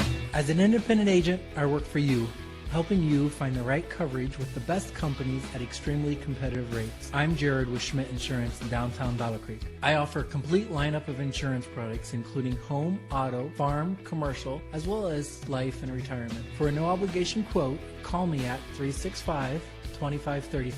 That's 365-2535. Oh, here we sit, 5:38 to go. Our television folks are still on their break, but you're back here. Why? Because you want to have more action by listening to the radio. Listen to the good old radio. Insight from Keith Crane and myself as we ponder what we are going to see here. The Falcons defense has stopped them on 3rd down and 2. It's now 4th and 1. Ball is at the 14-yard line. They need to get to the 13. And the lead is in Van Meter's column, 13-12. Looks like they've got their standard offense out there. Last time it was 4th and 1. They just went right up the gut. The Falcons are bunching it up, and they are coming in bunched as well. We got 11 guys within 5 yards of each other. They snap the ball, and right up the middle, they got a first down. And that's Pettit. He just got a big push. I believe that's I'm not saying the 300-pound boy was able to move some people, but I think they opened up a little hole there. That's at number 79. He's a big one to follow. That's Gabe Cooler. He's a senior offensive guard, 6'3", 300. So the 1st and 10, ball's at the 11-yard line. That's where you'd like to see him go out of style and try to sneak a pass in, but they don't. They go right up the middle, and Van Pelt is going to get folded up. Yeah, his right leg kind of got twisted in there. Hope he's okay. He is. He's up and running. Kind of almost did a handstand there. I mean, if I had that happen to me, I don't. Bring a stretcher in for you? Yeah, just bury me. Just put me down, lay some turf on top of me. I'll be good. I think we talked about that last week. Yeah, just put a little turf over Mike. They'll make the kids play around it. Yeah, that's all right. They had that hump over at the Astros facility for a while. Yeah, what was up with that? One right, one left, tight ends on either side. Snap back to Pettit. He wants to run by himself. He's got a little bit of a seam, but it closes quickly and snap down at the 5-yard line. Trayton Kohler on the stop. So Trayton Kohler defensively has had a pretty good game. He's made some pretty good stops on that outside. So 3rd and about 4.5. Need to get to the 1. They're just short of the 5. So there's obviously 4-down territory again, we'd guess. I would assume so. Do you try to sneak a throw in here if you're Van Meter? You got a touchdown, an interception, and a completion. 3 different times they put the ball in the air. I'd be surprised if they don't do anything besides Van Pelt run here. Stuff in the box. The Falcons have everybody right up on the line. And looks like Van Meter is going to take a timeout. They're trying to go hard count. That's their 2nd timeout, so they're only going to have 1 left. Once again, big thank you to Zimmy's in Ida Grove sponsoring this afternoon's halftime. And a big thanks again to Holzhauer Motors, bring you the keys to the game, touchdown drives. And just want to remind folks, if you're looking for a new or used Chevy, Ford, Dodge, Jeep, Ram, whatever you need, stop into the north side of Cherokee. They got 2 locations. We're on the east side, we're on the west side. And they'll certainly help you out to find folks there at Holzhauer Motors. So your Falcons right now, that 1 touchdown to start the half, even though they didn't get the extra point and tie this game, really makes a big difference. Because even if Van Meter does get in the end zone here, you're still down 1 score. Yep. Unless they go for 2, which they might. They already showed they're willing to go for 2. But more than likely, you're down by 1 score. And if you can come back and show that offense is starting to click here in the second half, it's going to be hard for Van Meter to keep pace. Now, they've marched it down. They've got the ball at the 5-yard line, just short of it. They need to get to the 1 for a first down, and it's 3rd down right now. 4 minutes to play. They're going to put 3 wide receivers out to the right side, 1 to the left. Van Pelt's in the backfield with Pettit. They snap the ball, looking to throw on the left side, and it's good for a touchdown. Wow, what a play. They just were given a little bit too much cushion over there, and surprises me how much cushion they were given for Peters. But it's good for the touchdown, and the lead now is 7 with the extra point pending. That's Kobe Richards again, number 26. He's a 6-foot senior, very sure-handed.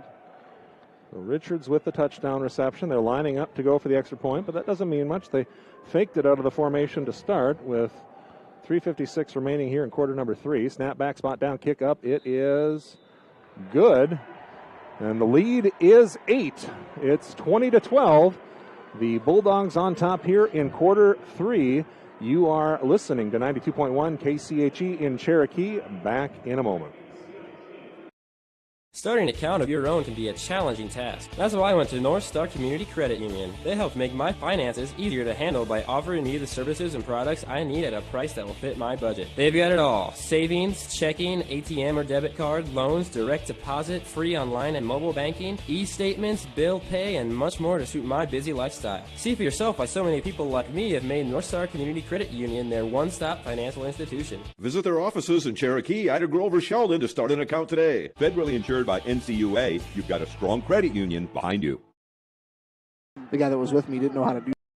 Larry Beckman Motors in Odebo is your premier dealer for Ford, Dodge, Jeep, Chrysler, and Ram, new and used vehicles.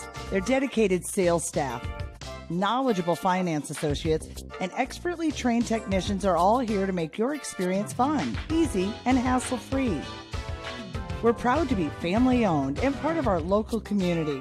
When it's time for a new vehicle for your family and a great selection of used vehicles and service, visit Larry Beckman Motors, Odebo. Going to field it. He's touched all 4 kickoffs so far this game, and they are going to pooch it over there again. It's off a Falcon. It's on the floor, and did they get it back? I don't know. Looks like Van Meter might have it. It was a true onside kick, and it's going to be Falcon football. Whew. Man, that's surprising. Getting in there was Will Gordon, who just caught the touchdown. He had an arm on it, but I think that was number Beckett DeJean. Was it Beckett that had it? I think Beckett ended up coming up with it. Dodged one there. Ball's at the 49. Falcon offense coming out. Cooper will have Dearson in the backfield with him. Twins right and left. 4 wide set. Snap is back. Blitz coming. They're going to hand to Dearson. No, he's going to go around the right side, trying to make a man miss. He's going to get around the edge. He's going to pick up 10 yards and falling forward out of bounds at the 39-yard line. They're going to say he stepped out. I thought he got closer to 35. Must have had a foot on the line at the 39. And he did that little pump fake as he was running around the edge to get those linebackers to bite just a little bit. Let's see. I didn't see it, but that's all right. Ball's 1st and 10 for the Falcons. Dearson lining up in the backfield. Trips left, 1 to the right. Snap is back. They are going to hand off to Dearson. He's got a little bit more room to run this time as he is going to battle on forward and pick up about 6 yards on the play. Dearson's kind of built more like a fullback than a running back. He's got the speed, though. You saw that on that 4th and 28 that went into the end zone for 38 in the semifinal game. Trips left, 1 to the right. Cooper, shotgun. Now they're going to run it right up the middle again. Dearson picks up the 1st down and more. He's inside the 25, falling forward to the 21, 22-yard line. They'll pick up about 7 or 8 yards on that one. Stayed on his feet. How many times this year, Mike, has OABCIG ran the ball twice? Well, that happens when they get up a lot. Normally they would be up by 20 or 30 points to see that. They try to get to the 35. Snap back. This time Cooper's going to try to do a design run around the left edge, and he will go out of bounds about the 17-yard line, make it the 16. Pick up of about 7. Didn't look like it, did it? No. Didn't look like it, and all of a sudden you realize, he actually did get 7 yards. Make it 6 and a short 4 here coming up. I thought he got 2 or 3. That's speed right there. A lot of room to work on the right side. Trips to the left. Ball's on the left hash. Dearson in the backfield with DeJean. Snap is back. Cooper looking off to his right. Now he wants to run up the middle. And nothing doing again up the gut. He gets to the 15-yard line and no more. Pick up a 1 yard. Quarterback draw. Got back in the pocket, squared his shoulders like he was looking downfield, but that was a designed run play the whole way. And he has got nothing up the middle. That's normally a danger zone. They just came off their blocks, and they're coming in from the angles. Trips right, 1 to the left. They got quads on the right side. Cooper rolling that way. Now he's got a man. Caught at the 10. That's Sharkey. Makes a man miss, and he's tackled down at the 9-yard line. There's a lot of sure-handed players on the Falcon squad. I thought it was Sharkey, but it was actually, again, to Harms. And he was wide open running that cross route.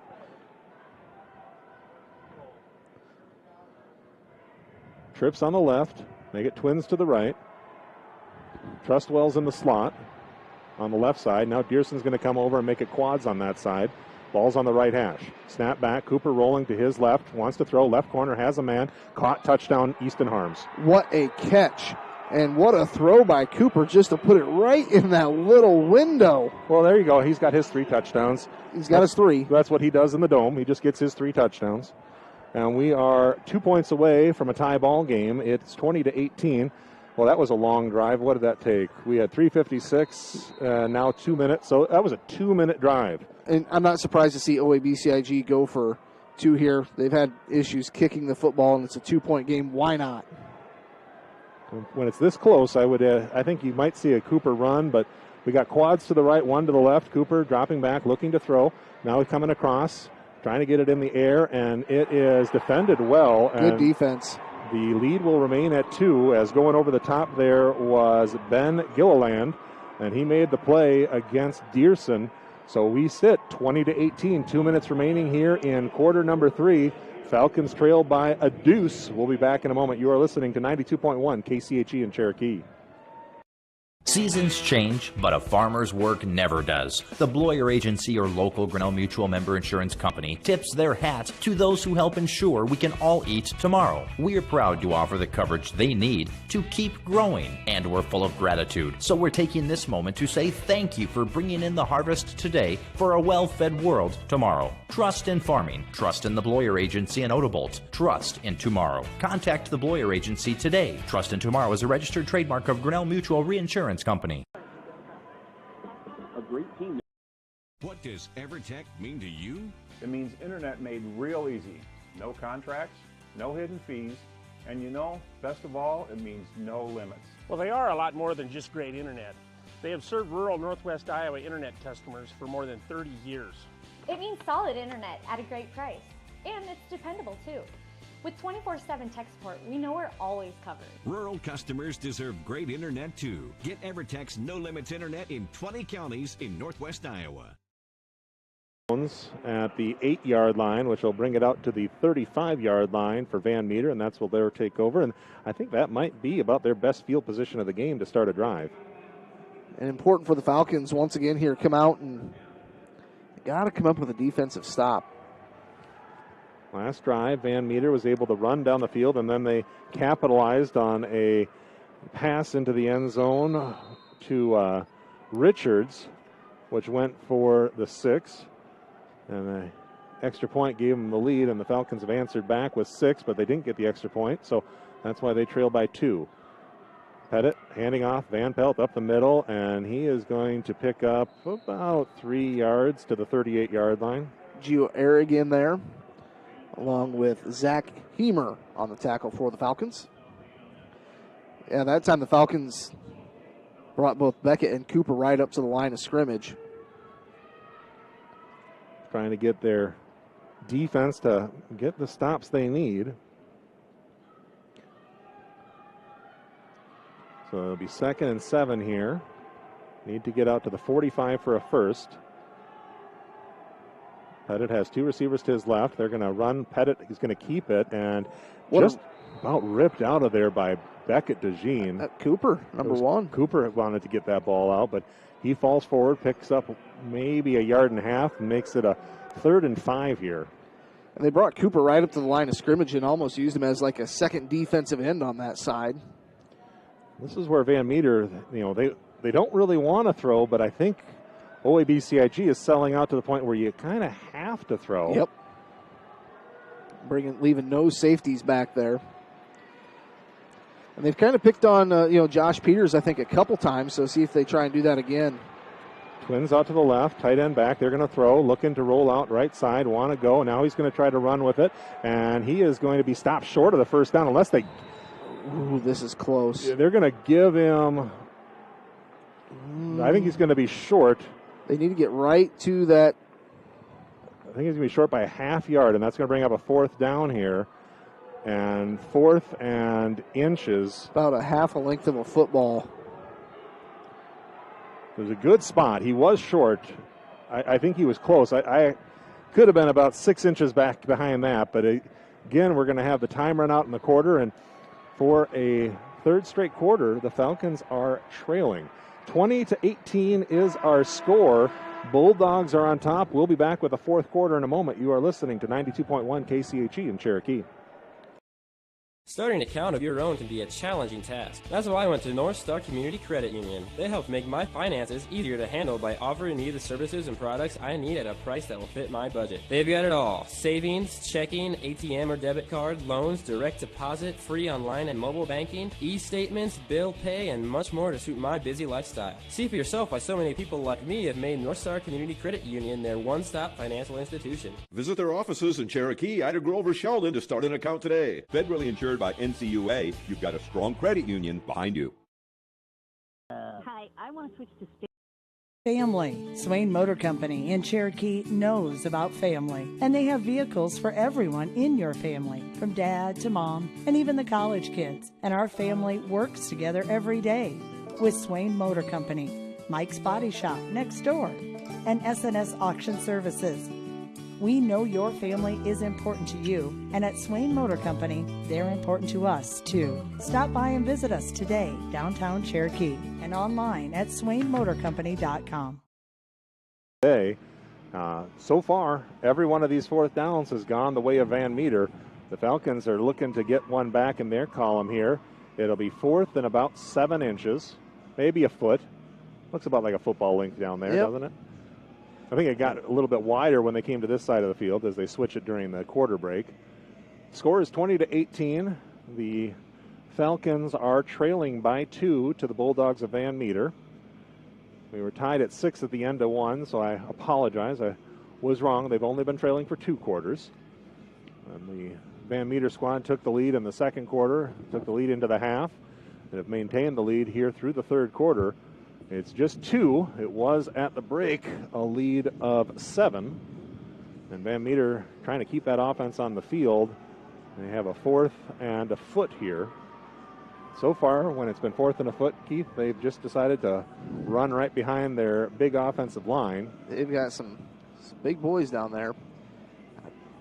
What a play to start the fourth quarter. And of course, a lot of times you'd be in this position and Van Meter would punt because that's the conservative thing to do when you're in the championship game, but against the Falcons you just can't give them that many possessions. So they're going to line up, bring it right under center, and they are going to fall forward, and Pettit's got it again. Got it. Just kind of, Lyman fell forward, and he just kind of climbed up over top of the line. We'll bring up a 1st and 10. And again, Van Meter's playing a clean game. No penalties, no turnovers so far. They're doing everything they have to do to win this ball game. And it'll be 1st and 10. Ball's at the 46-yard line of Van Meter. They're going to put out 3 wide receivers, twins on the right, 1 to the left. Van Pelt in the backfield with Pettit. They're bunched on the line, and Pettit wants to run up the right side, and he is going to get stuffed after a gain of maybe 1 or 2. Call it a 2-yard gain to the 48-yard line. Zach Heemer in on the tackle there. If you can keep him to about a 2-yard gain on 1st down, I like where that's going to go for the Falcons. Well, it wasn't Van Pelt. Yeah, it was Pettit. If it was Van Pelt, it would be 5 yards. You're right. Coach is probably saying, man, I just cost us 3 yards. What was I doing? Trips out to the right, 1 to the left. Let's have some fun, folks, as these Falcons are going to try to get back in the game here, trailing by 2. They snap it, and there's going to be a penalty. There was a little movement on the right side of the line, and that will move the move the Bulldogs behind the sticks here. It'll be 2nd and 13. Get them playing from behind the sticks. That's exactly what you want. If you're a Falcons fan, if you're a Bulldog, this is not where you want to be. So now you can't give up a play right here. That's just the 3rd penalty of the game. No big plays right here. You got to force the issue. I'm going to assume that Van Meter, they might try to pass here. They've been getting a couple more completions. Their quarterback is probably getting a little confident. He did throw the 1 pick. I've been saying they haven't made a mistake. The 1 pick he threw was on 4th down. Snap back, they're going to hand off to Van Pelt, and he is going to get stuffed. Cooper picks up about 2 yards, and Cooper deposited him. And, I think the Falcons can kind of start reading this quarterback a little bit, which direction this ball is going to go, because usually when they run it up the gut, I've kind of noticed he kind of just leans forward right before that snap. It'll be 3rd and 11. And you don't want to give them 5 here and make it a tough decision. Keep it at 7 or 8. keep it a no-doubter. So 3rd and 11, ball's at the 45. They need to get to the 44 of the Falcons. 4 receivers, Twins right and left. Van Pelt in the backfield. They're looking to run, trying to get to him over the top of the defense. They have a man, and it is off the hands, defended out there by Peters. Kobe Richards, and he's hurt. He was stretching out to get it, and I think he hurt his leg. And they're it's stretching him out. It looks like he had a cramp. Yeah. That's the sportsmanship right there of Cooper DeJean. He probably ran up to him. He said, "What are you doing?" He's like, "What's wrong?" He's like, "My leg's cramping." So Cooper immediately started to kind of work on him to help work that out. Yeah, he was pulling up on the foot. So that'll bring up a 4th and 11 here. And I know Van Meter has been aggressive, but I don't believe that they are going to be aggressive enough to go 4th and 11. That would be a big roll of the dice, and I don't see him doing that. So just right off his hands. And then immediately it just kind of locked up. It was a calf. Have you ever had a calf cramp? Yes, I have. Have you ever had a toe cramp? Toe cramp, yep, right through the arch of the foot. Hannah looked over. Hannah, have you had a toe cramp? Hannah's had a toe cramp. Folks, if you haven't had a toe cramp in the middle of the night and woken up to immense pain, you don't know. You haven't lived. You haven't lived. That's when you have an apartment and you're stomping on the floor and your neighbor underneath is banging a broom on the ceiling. That is a toe cramp right there. But he gets off the field okay. It looks like they got him stretched out, and the Falcons will be back to receive the punt here. Well, you still have to watch for the fake, I think. Yeah, I mean, hey, it's a championship game. Got to lay out all the cards. Snap is back. They will punt. It's in the air. Good and punt. It is high and going to land at the 20 and go out of bounds at about the 16-yard line, make it the 15. So a good punt, angle to the sideline. And the Falcon offense will come out, and for the first time in a long time, they have a chance, if they can get points on the board, to take the lead. It just seems like we've barely seen Cooper play quarterback today. They've been on defense so much. And that's right, except for the fact that he's got 3 touchdowns through the air to Easton Harms. You're right. But that's the way it seems, because we see a lot more. Twins left and right. Dearson has been lining up in the backfield as an extra blocker. Cooper going to take the snap. They're going to hand to Dearson. He's trying to get past the line of scrimmage, and he will fall forward to about the 17-yard line, pick up of 2 yards, and bring up a 2nd and 8. Got an OABCIG player down now.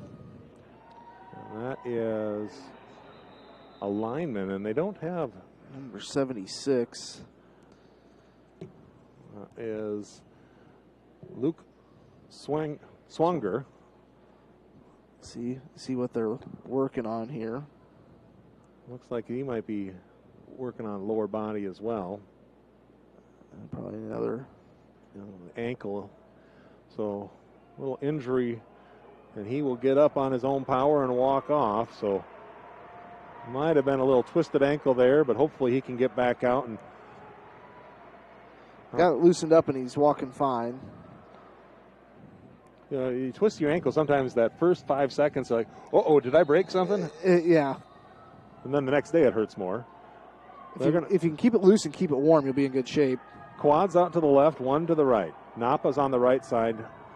DeJean in the backfield. They're showing blitz. Now they're going to come with 3. And Cooper goes over the top, has a man. It is Harms. It's caught, but not for much. Picks up about 4 on the play. Keeps 3rd down pretty manageable here. And I would say normally go up the middle with Cooper, but that's been stopped for 1 or 2 yards this whole day.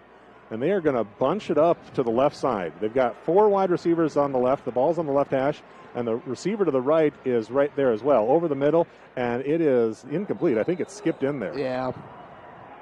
To Easton Harms. And they're trying to find Easton Harms again. So bringing up a 4th down here.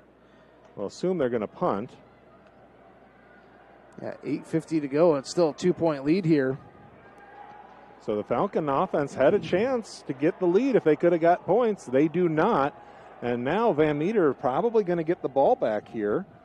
Of course, with Cooper in the backfield as the punter, he has pretty much free reign to take off if he wants to. But last time, the way they set up their punt return, they were guarding against that.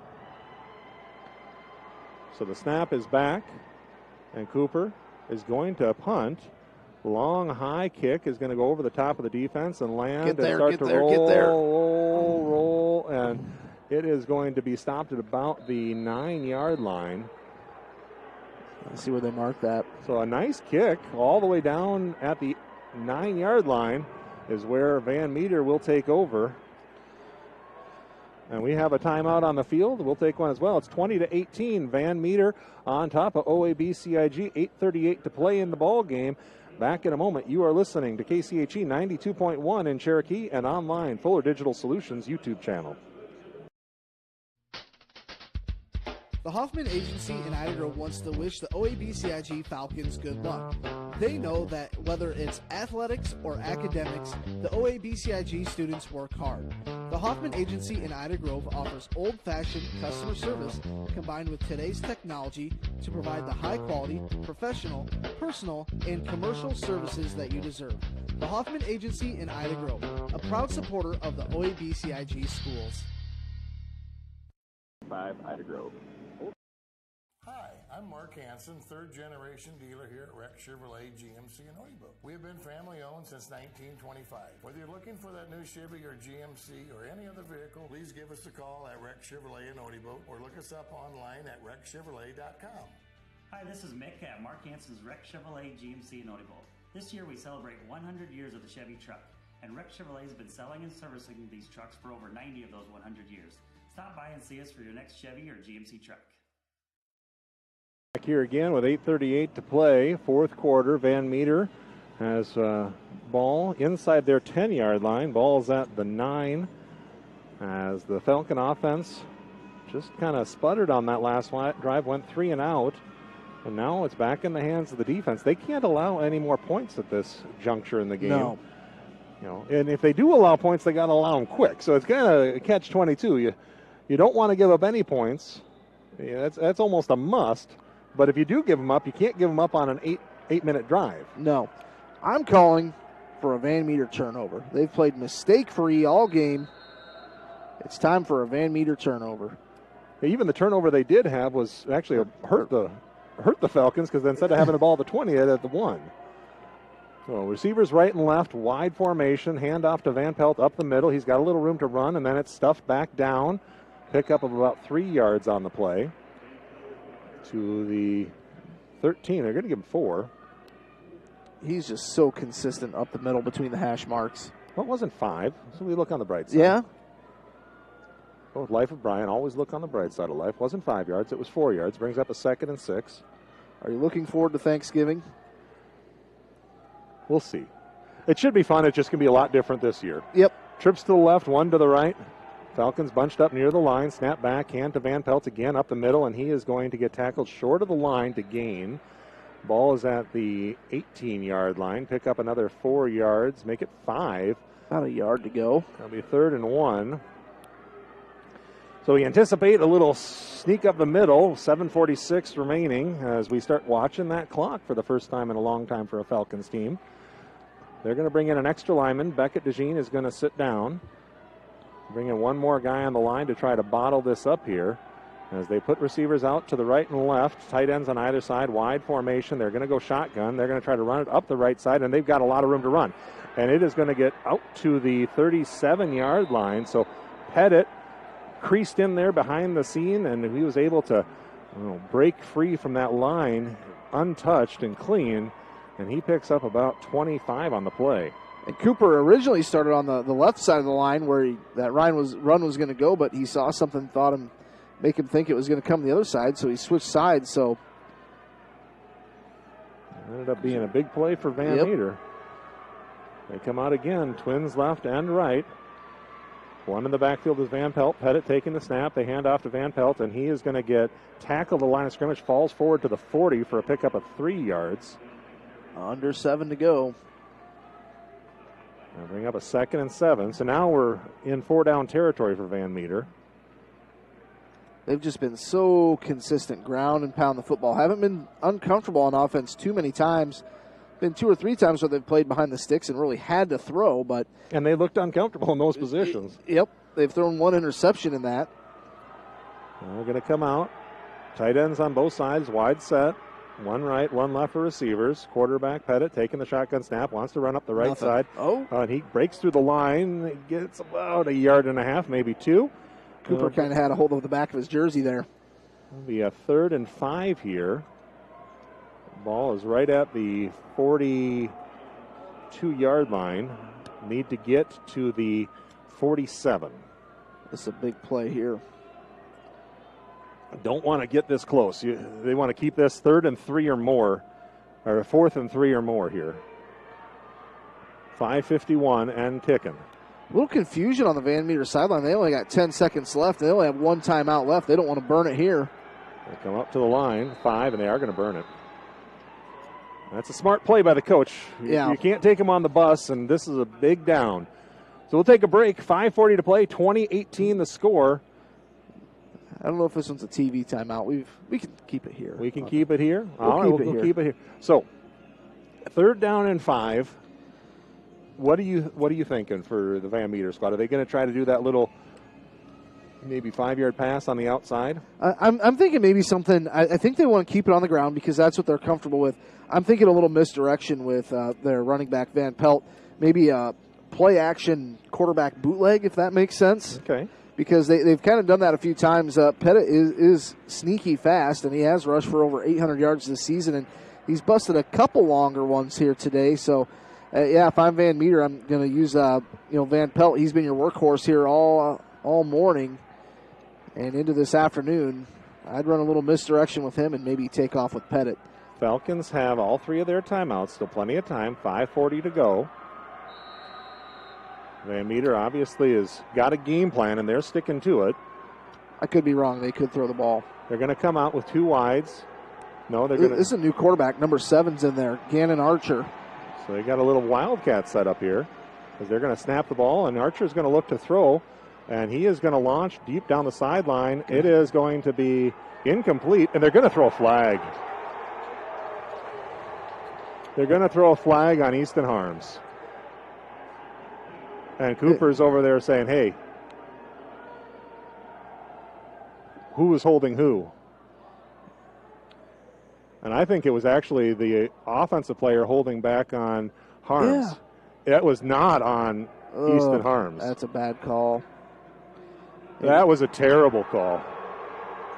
And Easton actually looks like he had position the whole way, and he was getting held by the Van Meter player. And he's got to get some tape on that right elbow. Got a little turf burn there. That was just a bad call. That was going to be an interception. And it's too bad they can't watch the replays on the board to overturn it. Well, that was everything has gone Van Meter's way today. There's another break in their direction. And if you're Larry Allen, you're wondering, well, when is something going to come our way? You need to just have something that's going to give a little spark right here. Twins to the right, 1 to the left. As the under center, they're going to throw and run right up the middle of Van Pelt, and he'll fall forward for about 7 yards. That was just a very bad call. And the official should have seen it, and that's what makes it even worse, because he was right there and had the angle on it, and he had to have seen the person that was holding the arm back. He wanted to catch the ball. He wasn't trying to push off. But either way, you have to deal and play through breaks. It'll be 2nd down and 4 yards here. That was the 4th pass of the season for Gannon Archer. Imagine that. Twins right and left. Snap back. Pettit hands off to Van Pelt, and he's going to make a man miss. He's to the 30. Cutting back outside to the 20. Makes another man miss inside the 10, and will get tackled down there. So the Falcons would have been off the field more than likely on a punt for 4th and 5. Instead, after a tough break on a bad call, it'll be 1st and goal from the 10 for Van Meter. And credit there to Josh Peters for bringing him down. He's tough to tackle one-on-one in the open field. Ball's on the left hash. Twins out to the right. A little bit of a wing back on the left side. We got a shotgun up the middle. They go to Van Pelt, and he's going to walk into the end zone for the touchdown. Untouched into the end zone. Good play, and I think the Falcons just said, hey, if you're going to get here, we need to get the ball back on our offense's hands. We got to get the ball back. So with 4:23 to go, there'll be an extra point here. If they make it, it's a 2-score game. If they miss it, then the Falcons can score and go for 2 and tie it. There's a big extra point right now. Snap is back, spot is down, kick is up, and it is, I think we had a timeout. Is there a penalty? There was movement on the line. Yes. There's going to be 5 yards. I thought so. Yeah. Looked like the right guard moved, and now they're going to move it back 5 yards and try again.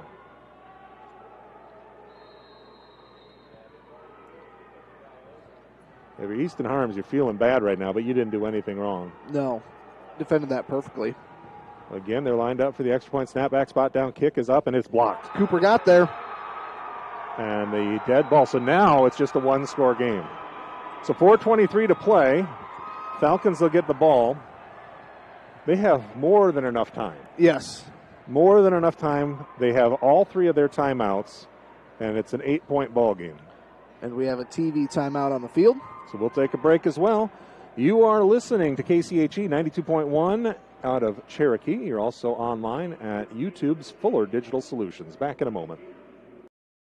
As you cruise through downtown Odeboat, Iowa, you'll find Swanson Insurance and Real Estate, offering hardworking insurance for hardworking people. Have you visited SwansonWithYou.com?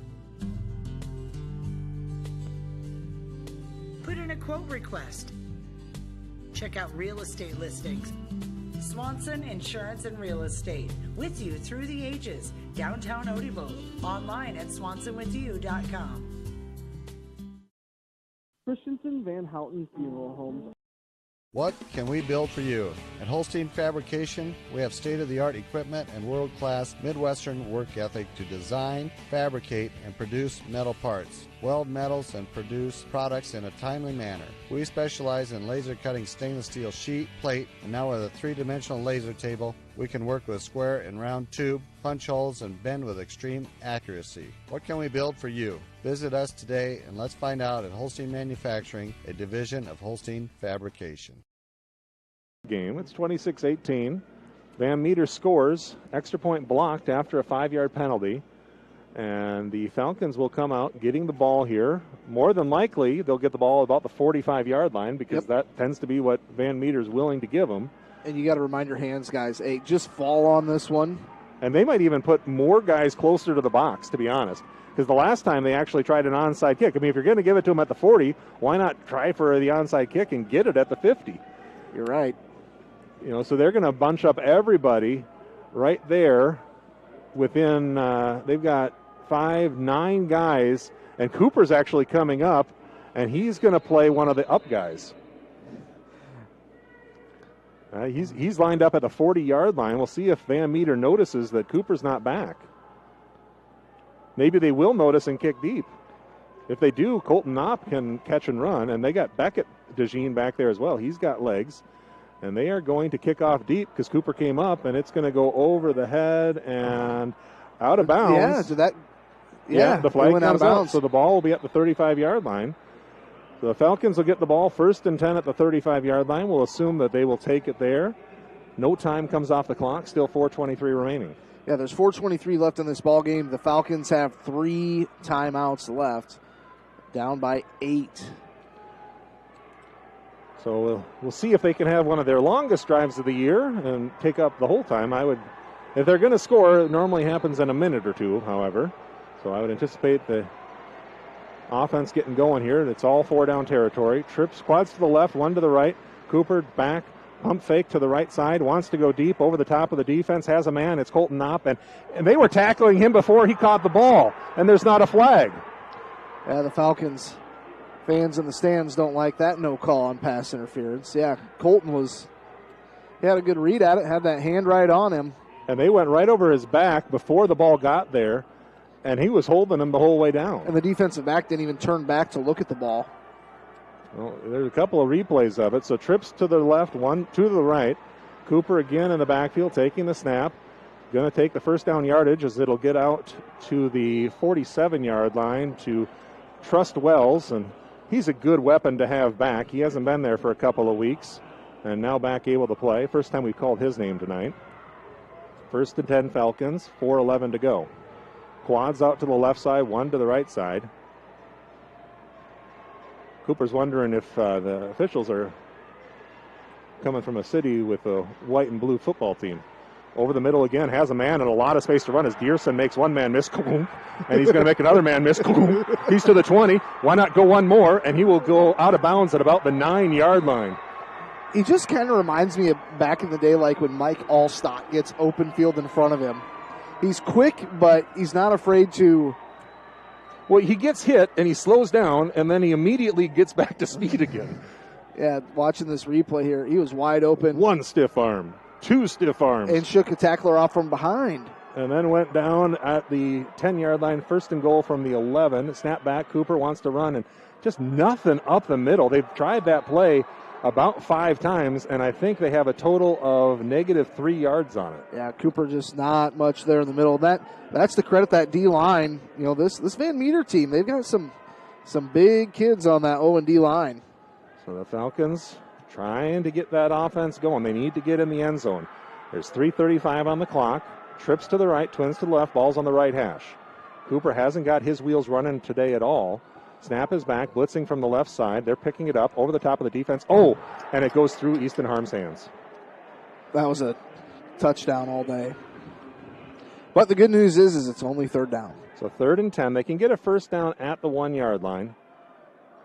You know, I said Easton can only get 3 touchdowns. I was lying. He can get 4. There's no rule that said Easton can't get a 4th touchdown. As they go trips to the left, twins to the right. Cooper in the shotgun. He'll take the snap. Looking to his left. Pressure. Needs to get out of it. Working. Needs to get rid of it. Into the corner of the end zone and tackled out of bounds, but nothing doing there. There's no chance to catching it. So it'll be 4th and 10. Yeah, Cooper was kind of running for his life on that play. You got to get your play here. Mr. Dotzler, if you're watching at home, I don't know what we want to call. I think they're going to try to do something where they get everything going right and maybe break Easton Harms across to the left side. Seems like that would be a smart decision. Try to get him into that left corner. But they can throw to anyone. Cam Sharkey's good. Colton Knopp, Trust Wells.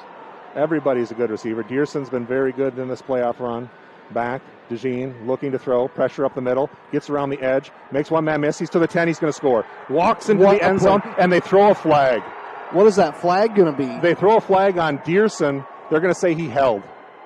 I can't believe they're going to throw a flag on a play they scored into the end zone, but they did. And Griffin is down right now. He's just upset with himself. There's a block in the back. Let's see if we see anything here on the replay. Dearson is just going to block. They're going to say it was a clip. They're pointing to the screen. It wasn't a clip. It was a terrible call again. Man. The Falcons have every right to look at this game as just a terrible officiated game. It's 2 bad calls right now. But you know what? You get to reset and try again on 4th down. It's terrible. 4th and 10. If you're the Falcons, you can't get your head down here. No, you can't, but, man. Just do it again, boys. You got to do it one more time. Quads to the left, 1 to the right. You got your timeouts. 3 minutes left in this ball game. Touchdown comes off the board. Cooper stepping up in the pocket. He's got room to run left side. Needs to find somebody over the top of the defense. It is incomplete, and Van Meter gets the stop. And the Falcons are rightfully incensed.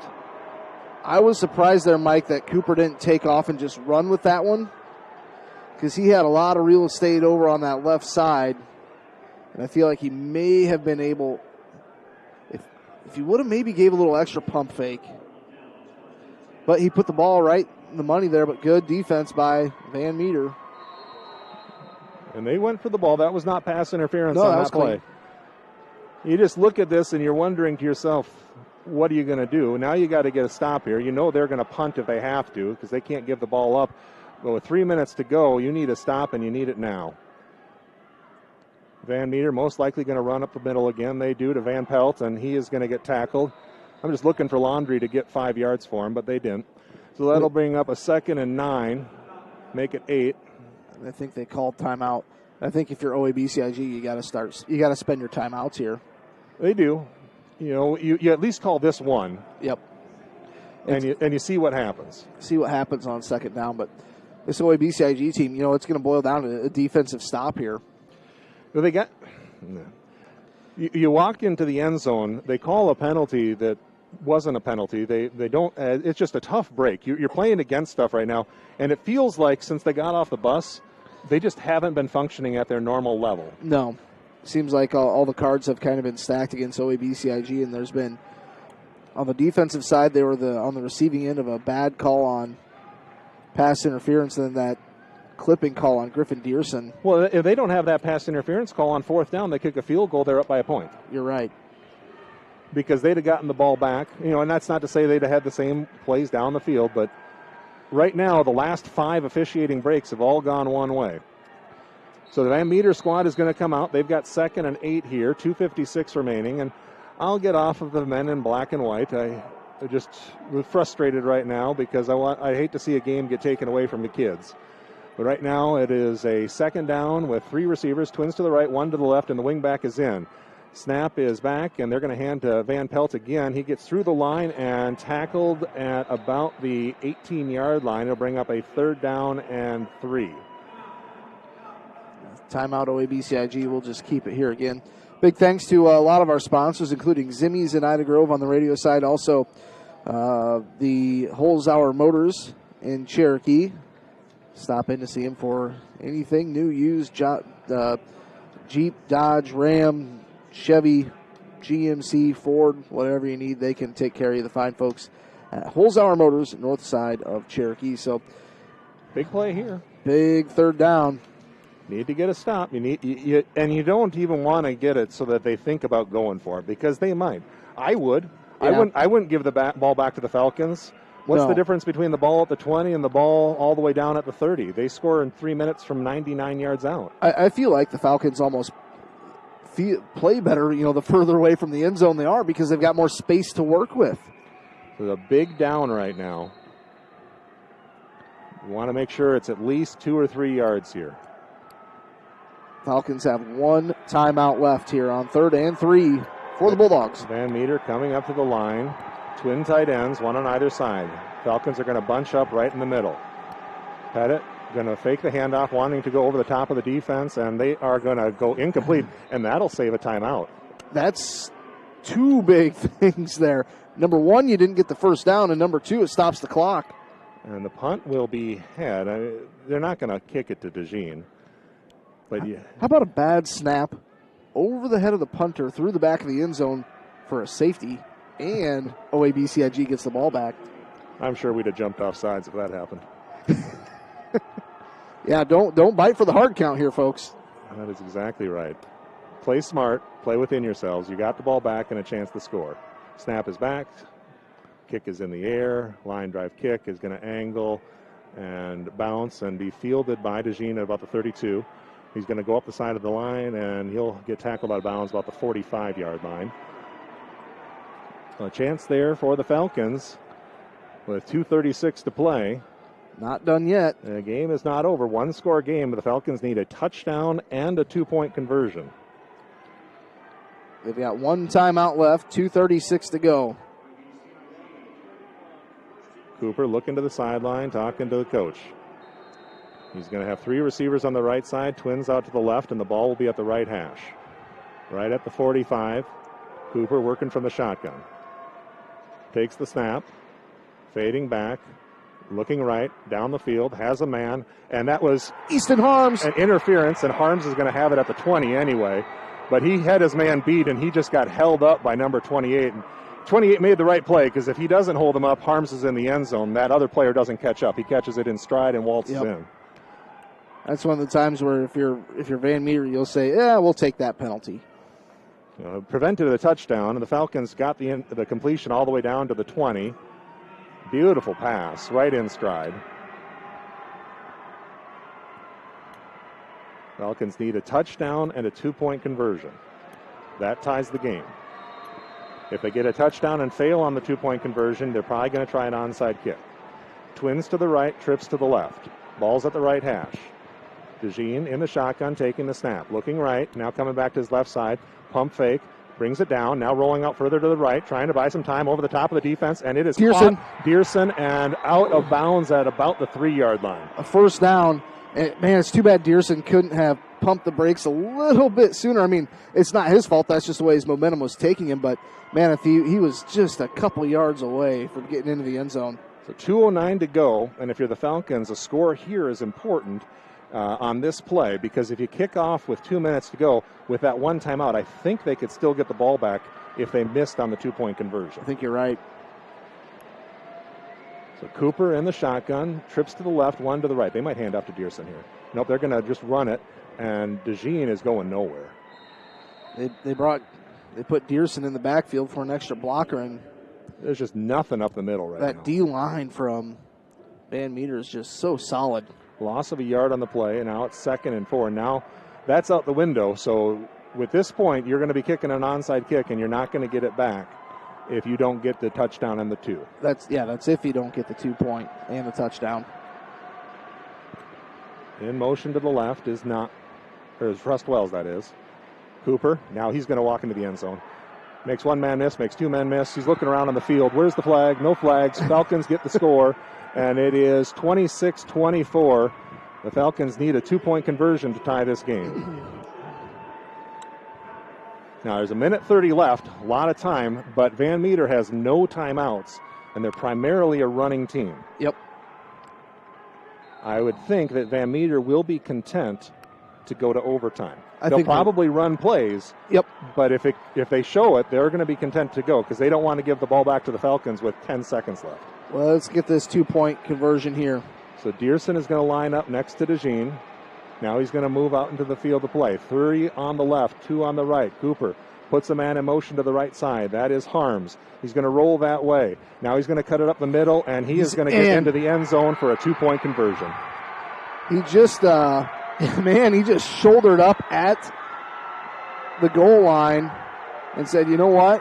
I'm tying this ball game right now. No laundry on the play, and we are tied at 26. It was a Cooper DeJean 2-point conversion. Wow. And the Falcons and Van Meter are tied up. And you said you wanted overtime. I'd take it at this point. Let's see what Van Meter does on that offensive set here. The Falcons have done what they needed to do to extend this game offensively. Now, with 1:30, there's still time if Van Meter wants to try for it. Hannah getting nervous over there. It's been so long. I think that they do overtime like college, don't they? Yes, they do. They do. But it's not at the 25. I believe it's at the 10.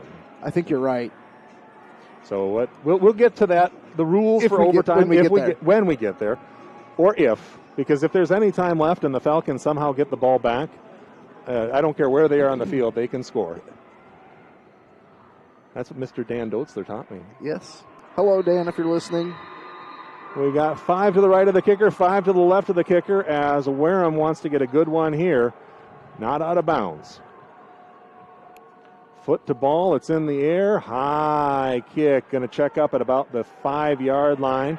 Up the right side, now cutting back, and nothing doing to the 20 and done. And the Falcon cheerleaders are happy. Looks like the ball came out. It is! The Falcons got the football! Are you kidding me? The Falcons got the football at the 19-yard line. Cam Sharkey got in there and made the play. I got to see what happened on the replay. This is one time where I want to see the replay right away. But he was coming up, and did we get a helmet on the ball? He switched hands with the ball. Sharkey's in there, and they're bringing him down, and the ball came out. Sharkey ripped through the ball. It popped out. Even on the replay, there's so many people. There's so many bodies. The ball's on the ground. And then on top of it looks like the Falcons are going to do it. So the Falcons have the ball back. Cooper's back on the field. 1:24 to go.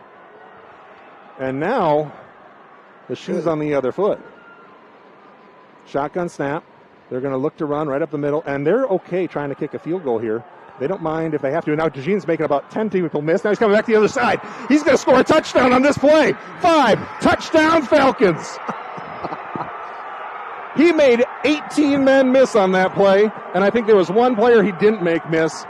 That was an incredible run. All the way to the left, he was to the numbers. He came all the way back outside of the field, broke 2 or 3 tackles en route, and walked into the end zone. this might be one of the craziest finishes to a game and this game's not over yet.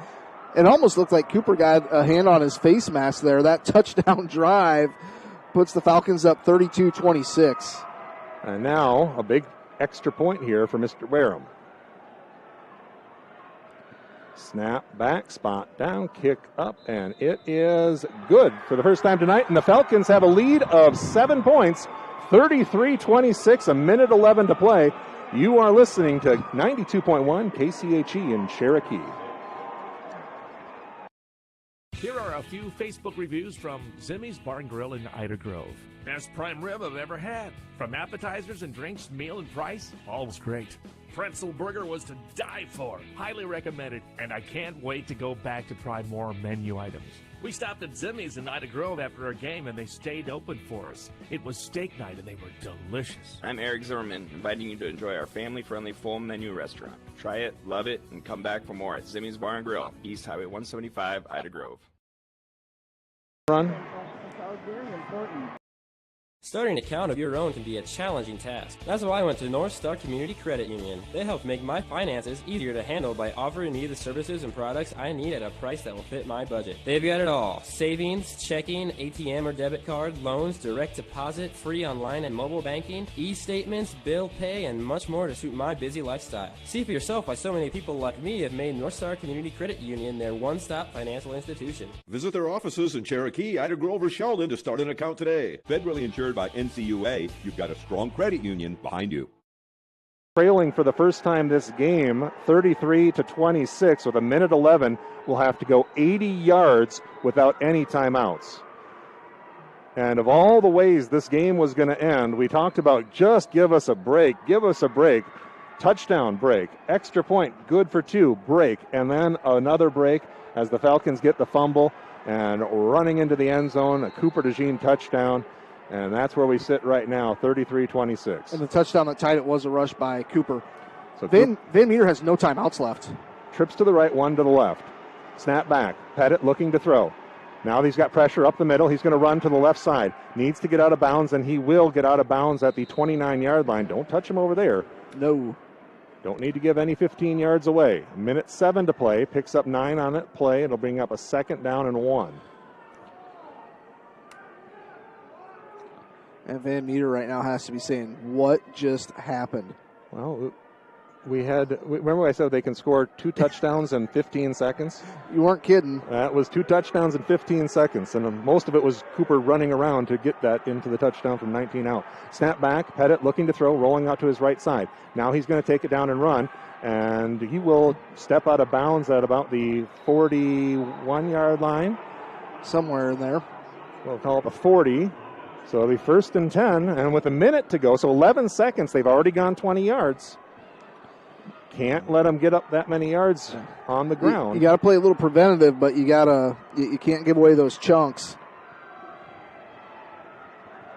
So with a minute to play, clock is stopped on the out of bounds. And I still say watch for that hard count. That's something Van Meter has done here today. Trips to the right, one to the left. Snap back, Pettit looking to throw.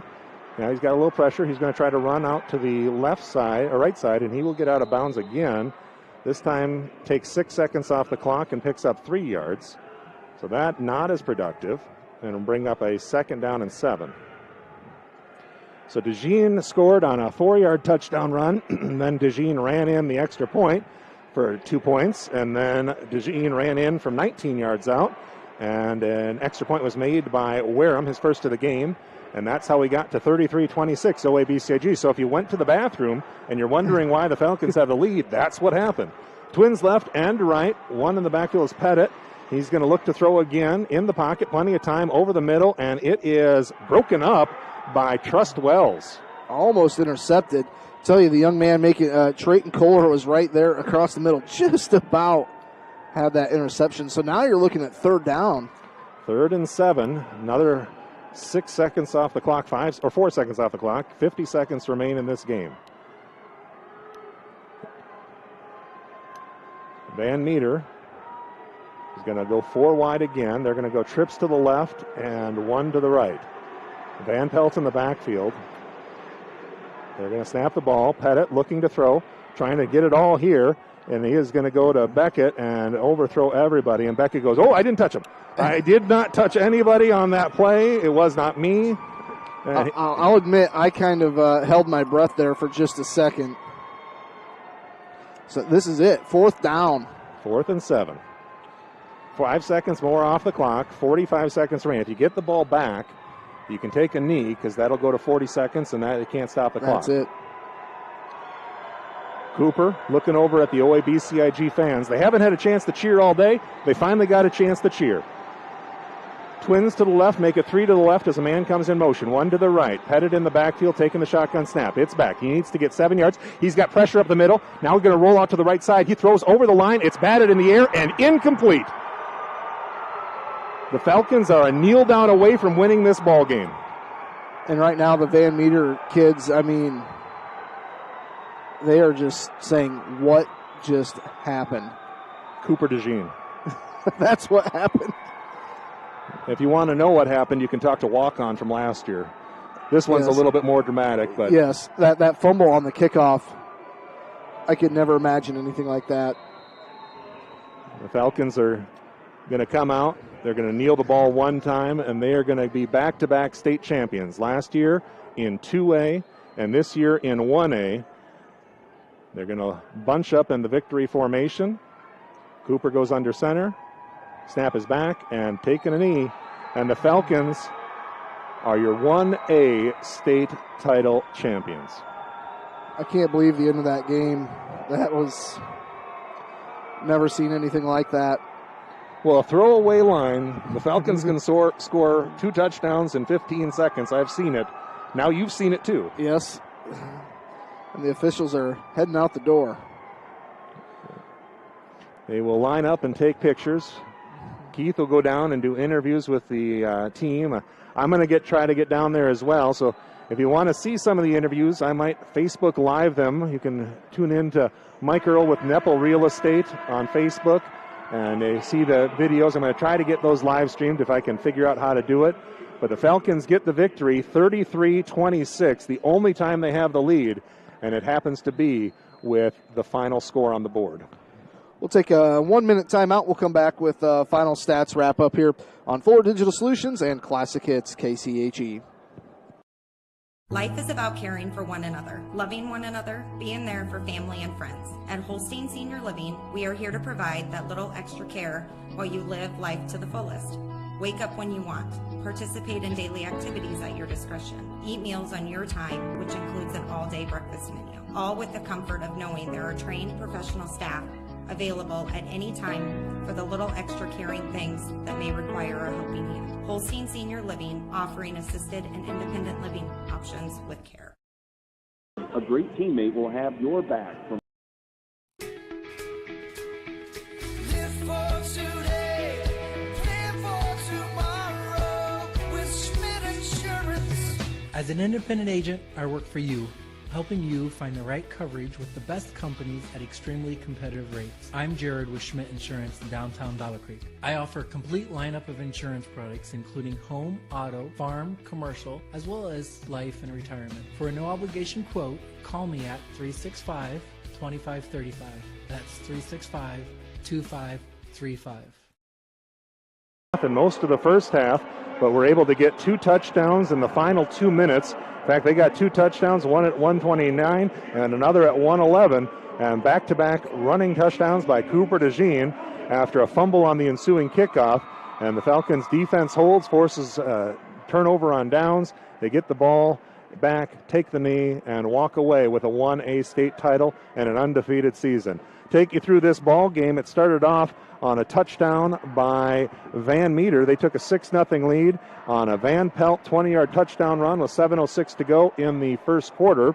The extra point was no good. They went for 2 out of the formation to kick a field goal, faked it, ran up the middle, tackled short of the goal line. The Falcons got the ball back and scored in a minute or so. 37-yard touchdown pass to Easton Harms. Their extra point no good as they pulled it left. But then Van Meter got the ball back and scored on an 11-yard touchdown run at the 2:02 mark in the second quarter, and that was an Archer reception in the corner of the end zone. We went to half, 13-6 was our score. The extra point was good. The Falcons were able to get a touchdown to Easton Harms at the 9:10 mark of the third quarter. Capped off a 60-yard drive with a 12-yard pass. Extra point was no good, and the score was 13-12 at that point. Van Meter came back and scored a touchdown, put them up 20-12 on a Richards touchdown reception. Falcons answered back with a Harms touchdown reception at 2:58, and the extra point, 2-point conversion attempt was no good. And at that point, the game was a 2-point affair, 20-18. Through most of the fourth quarter, that's where we stayed. And late in the fourth quarter, the Van Meter Bulldogs got a touchdown from Van Pelt, and they went up by 8.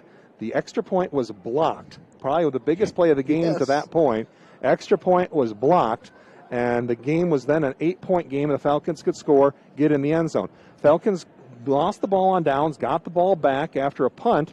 They forced a punt, got the ball back, drove down the field, and with 1:29 to go, Cooper DeJean ran it in from 4 yards out. 2-point conversion was good. Game was tied 26-26.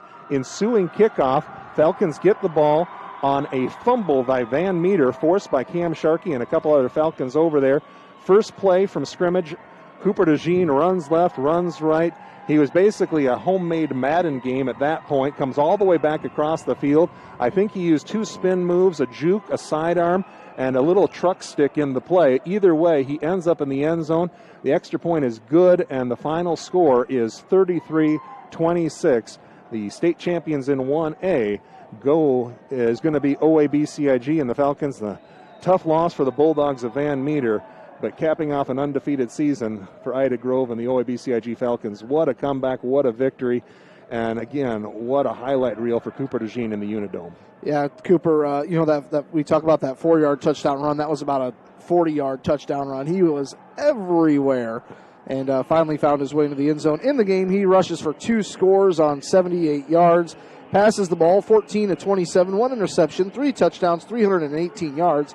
Easton Harms had 8 receptions, 160 yards, 3 touchdowns. Griffin Dearson caught 3 balls, 108 yards. Truss Wells, 2 for 22. Cam Sharkey, 1 for 28. On the other side, we got to give credit to Dalton Van Pelt. 39 rushes, 232 yards, 6 yards per carry, and 2 scores. Jack Pettit, the quarterback, was 4 of 11, 2 touchdowns, an interception, 54 yards. Kobe Richards caught 1 touchdown on 2 receptions, 11 yards. And Gannon Archer caught 1 ball, 11-yard touchdown reception. So should that wrap it up? I think that'll do it. What a game. 33-26, 2 for 2 on our state title games. Yeah. After a nice win for Remsen St. Mary yesterday. This one was a little closer, but we'll take it. Yeah, we'll take it. 33-26, our final. My name is Michael Earl. Thank you so much to everyone for joining us today on 92.1 KCHE in Cherokee. And again, everybody who dialed in on Fuller Digital Solutions. Hope you could enjoy the game wherever you were and made your Friday a little bit better. It certainly made mine better. You guys have a great day and a great weekend as well. And enjoy a happy and safe Thanksgiving. For Keith Crane, my name is Michael Earl. You folks have a great day, and we'll see you another time.